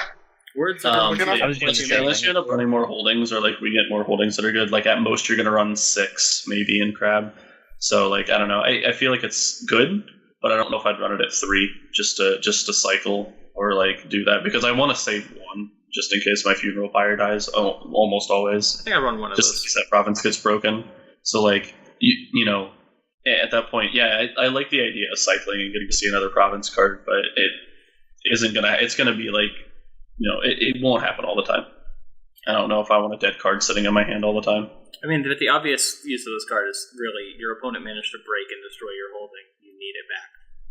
Yes. For holding synergies. Because losing that is an even worse fate than having a rebuild in your hand forever, is losing your funeral pyre. Well, yeah, but that's what I'm saying. Like, I think it's fine, but I don't think you need 3. I don't think you need 3 either. I don't think 2 is fine. I think it's still that's what I'm saying. Like, I think the card is really good, but I don't think you play 3 of it. Because it doesn't help you win a conflict. Like, it's a conflict card that doesn't help you win a conflict. So yeah, exactly. All right. Yeah, let's go on. Zach, second to last card, but you get the cool, the signature Crab card, Way of the Crab. Tell me about it. Courage, duty, and sacrifice is the way of the Crab, with 1 fate, philosophy. The action is to sacrifice a friendly Crab character. Choose an opponent, and that player must sacrifice a character. Max 1 per round. Did we do influence on Levy and Rebuild? Levy was 3 and Rebuild was 2. Okay, I wasn't sure. Alright, so anyway, Way the Crab obviously has no influence. Yeah. Anyway, this card's great. It's a wonderful, wonderful thing. Like, I like the, I sacrifice, you sacrifice. It's a good trade-off. Another thing that is important here is, you mentioned earlier the parentheses kind of italicized friendly. Like, what does that mean? I think supporting our argument here is the fact that there is that little crab icon that's like, sacrifice a crab character. Now, that could also just specify that you can't use your influence. Or your neutral characters. Yeah. Well, what if you blackmail the crab character? Yeah, can you then sacrifice it? I mean... You could, if we understand that right, but we don't know for sure. It's we don't know. Complete shot in the dark. That would be so rude. So, I've been saying, crab like small board states. This is why. Yes. If you have characters on the board, and your opponent does not, at the start of a turn, so like if you Tetsubo their last character, they have no characters, and you have one, this card is active on anything they play from their Dynasty flop. So if they buy their clan champion right away, like I did once because I forgot Way of the Crab exists. Oh, Doji, Hotaru. Gets immediately Way of the Crab, and the crab's like, thank you very much, I will pay 1 and kill that, and sacrifice my worst guy. Additionally, going first on turn 1, you can buy an Eager Scout and do the same thing. Say, I dare you to buy something valuable. And then Way of the Crab your Eager Scout for whatever they buy right after you buy your Eager Scout. Yeah.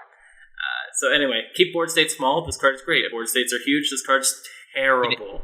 You know someone's going to get like hit with that at the Gen Con tournament. They're going to be like, oh, I'm going to spend 7 fate on, Yokuni turn 1. And Crab's like, Way of the Crab? Yeah, see ya? Like, that card's OP. It's so OP. It's broken. Bro. Should have played around it. Yeah, you should have maybe not done that. Oops. Have more. Lesson learned. Someone is going to cry from getting Way of the Crabs at Gen Con. It's going to happen. Like, they're going to lose their clan champ, and someone's going to cry. It's just... I would... That would be glorious. It's L5R. Have somebody like run out screaming. Oh my god. It's the worst feeling I felt in this game. You were already tilting, and then like I was tilting, and then I played. I'm like, Hotaru can help me untilt, and I played her, and I wasn't even done putting fate on her. I was like, how much fate do you want to put on Hotaru? And Matt, my good friend Matt from Cincinnati, was like, Way of the Crab, and then he was like, how much fate did you put on her? And I'm like, I was still deciding.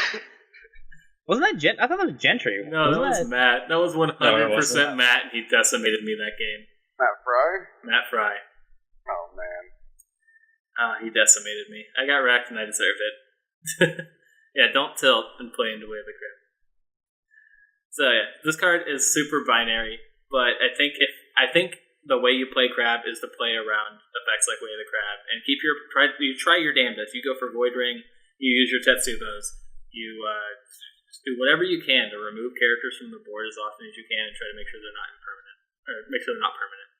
And keep the board state small while your board state is not small. Try and have more characters slowly than your opponent. Building your board state up. Yep. And sacrificing your small guys and keeping your big guys around with reprieve, extra fate investment, etc. Yep. I think that's the way. Oh, with the fate battery that is the Crab clan, they shouldn't have too much issue keeping a bunch of characters out. Yeah, you say that. I'll talk about that a little more. Holding block yourself. A little more in our big summary after we get through the last card. But this is Way of the Crab. It's a fine card. You'll probably run it because it's sometimes game winning. Yep. Oh, also another thing worth mentioning: if you have a character and they have a character, and your character is less valuable than their character at the end of a turn, and you go into the next turn and you're first, you can just play Way of the Crab first thing. So say you have one guy who survived and they have their clan champion with 1 fate still on it after the fate phase, you can just Way of the Crab it away. Yeah, and just all the attachments on it. Yep. So Way of the Crab's hard to play around always, but you can play around it a little bit. But it's just a scary card. Voice of Honor. Voice of Honor, yeah. Voice of Honor absolutely wrecks Way of the Crab because you still have to sacrifice a character. I do. Stand your ground in theory would save against the sacrifice or Way of the Crab character. Yeah, stand the ground would, reprieve would. Anything that says to save a character or prevent a character from being discarded. Or cancel the effect of the event.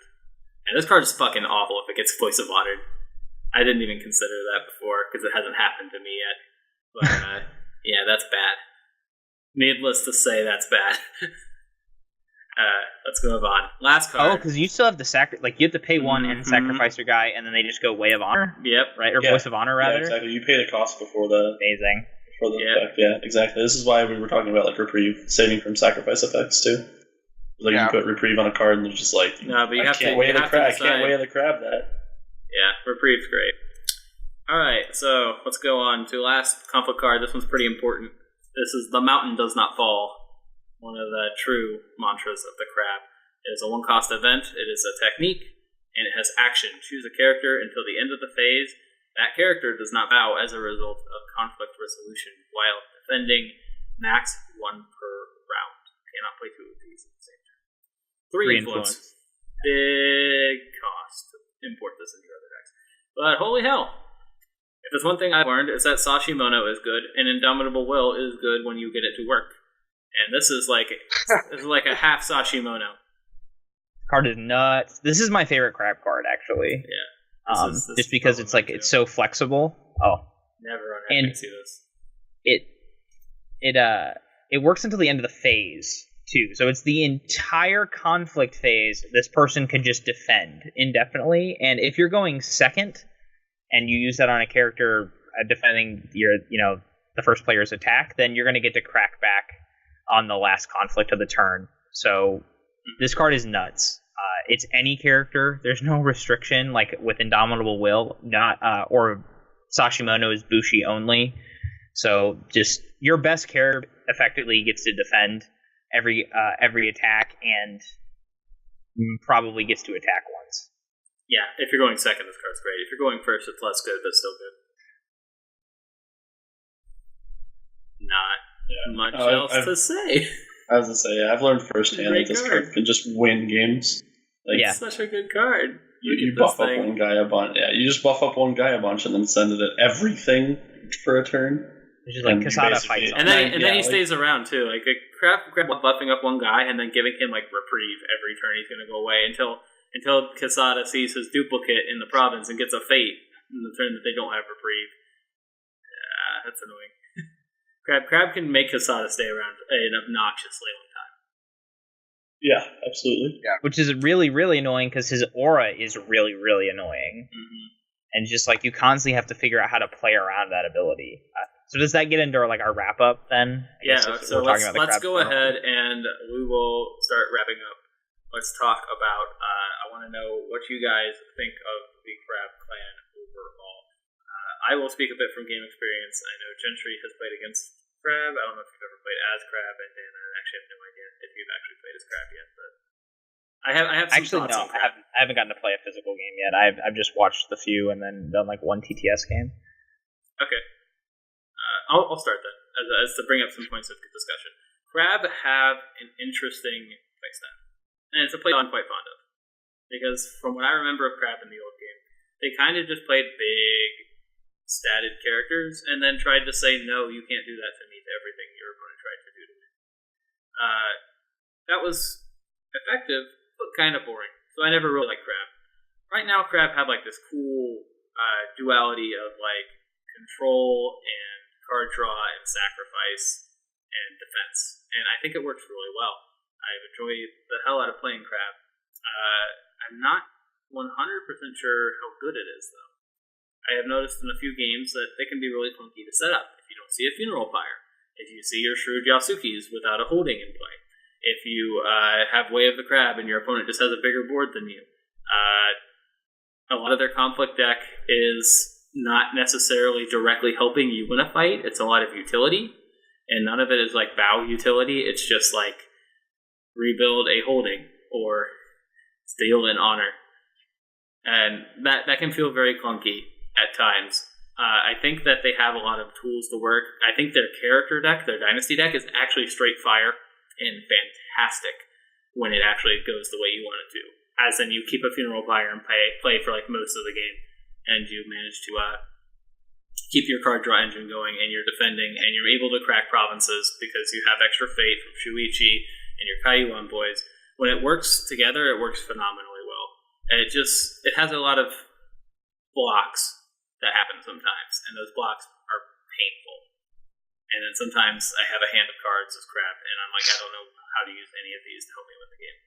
Because it's like, these are like cool tricks, but they don't directly help me win a conflict, and they don't help me win the game. Yeah, I mean, I pretty much agree with every point that you made. I think the deck is really cool. I have actually gotten to play one game with this deck, and it was fun. If a little annoying, because I ended up with no Funeral Pyre for 3 turns. But once I got it, it was cool.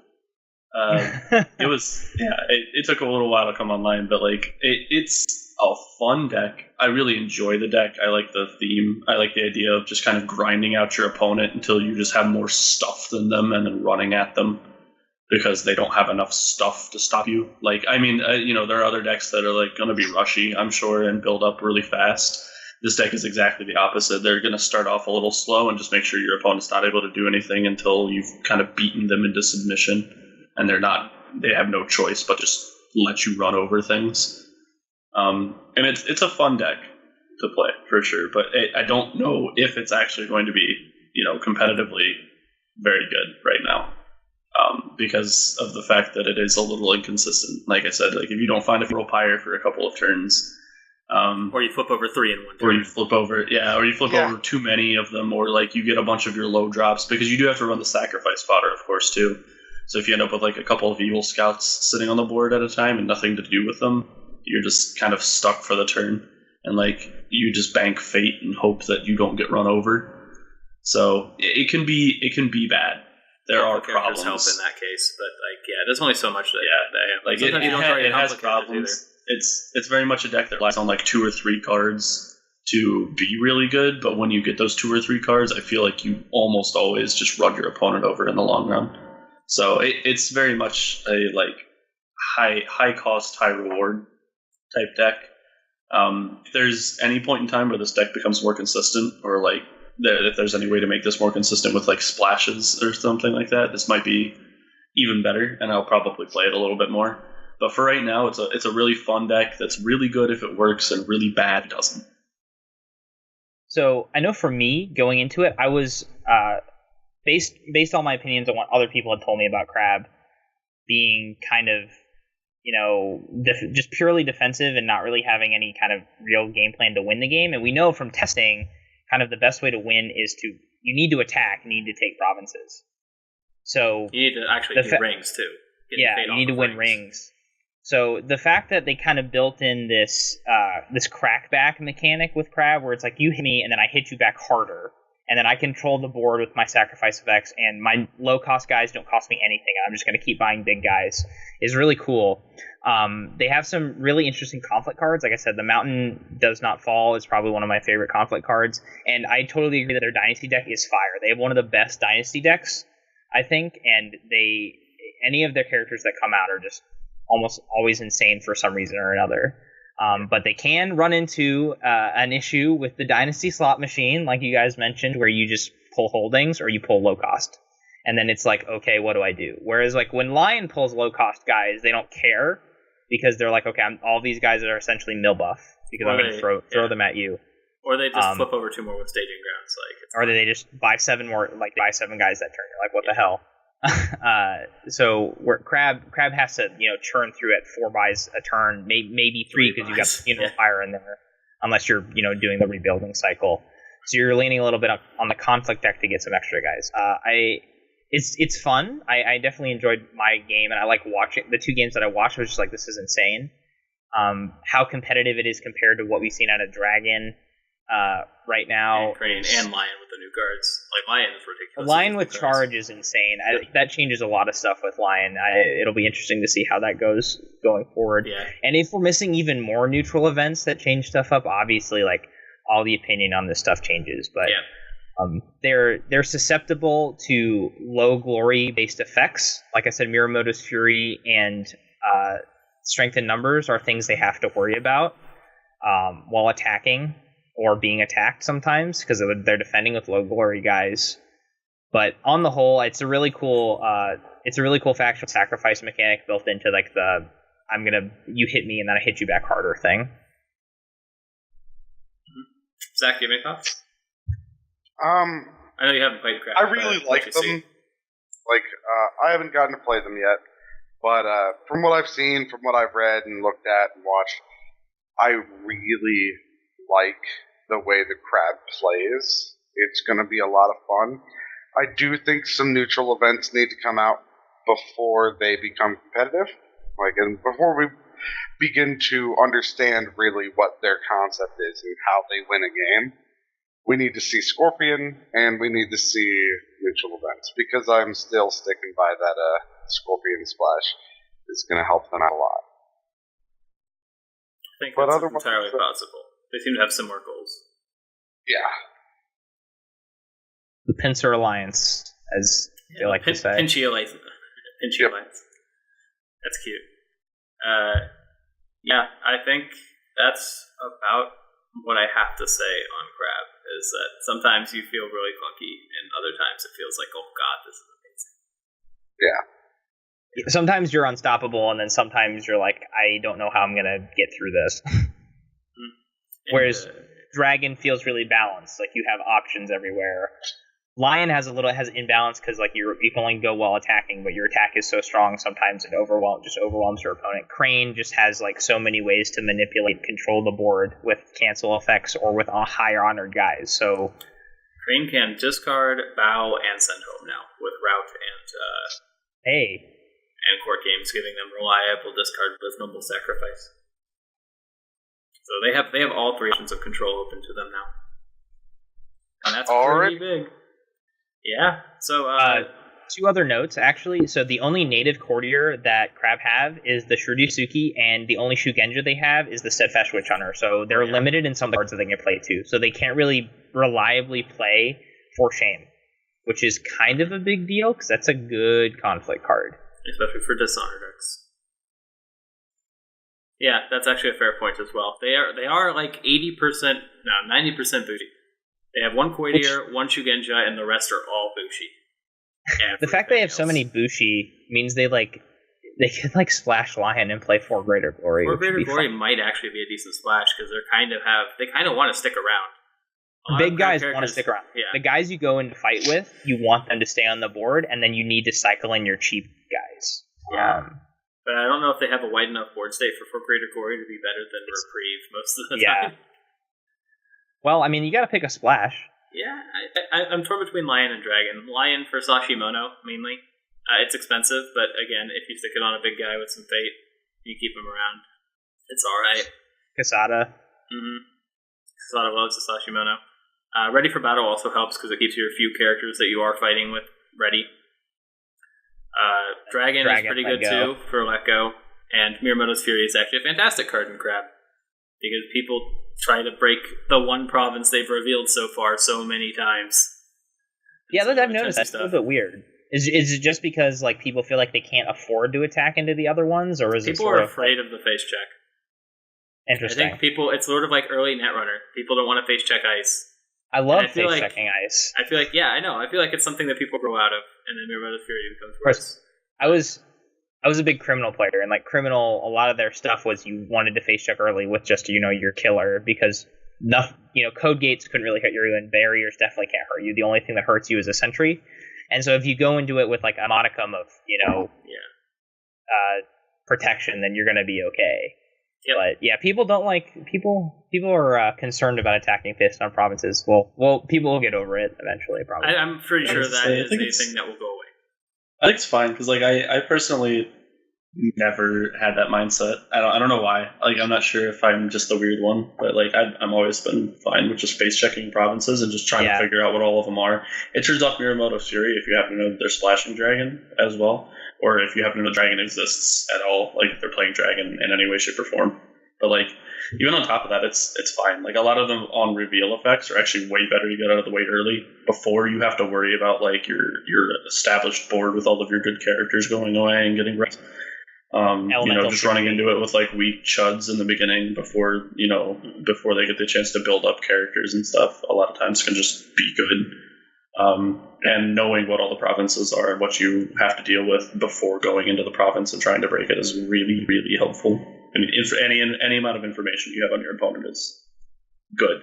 and it's going to be very helpful. So like I don't know. I've never understood the mindset of not just checking all the provinces pretty early, unless you know for sure that they're running X province is going to destroy you for some reason. But rarely is that the case. Yep. I mean, most of the time on turn 1, the province, like if you hit an Elemental Fury or if you hit a Rally the Cause or something like that's the new one. It messes up your turn 1 plan, but then after that, it's just a strength 4 province you can break. So it's more beneficial to hit it early than it is to, hit it on turn 3 where province breaks are much more critical. Yeah, I think overall, Crab are a high skill plan.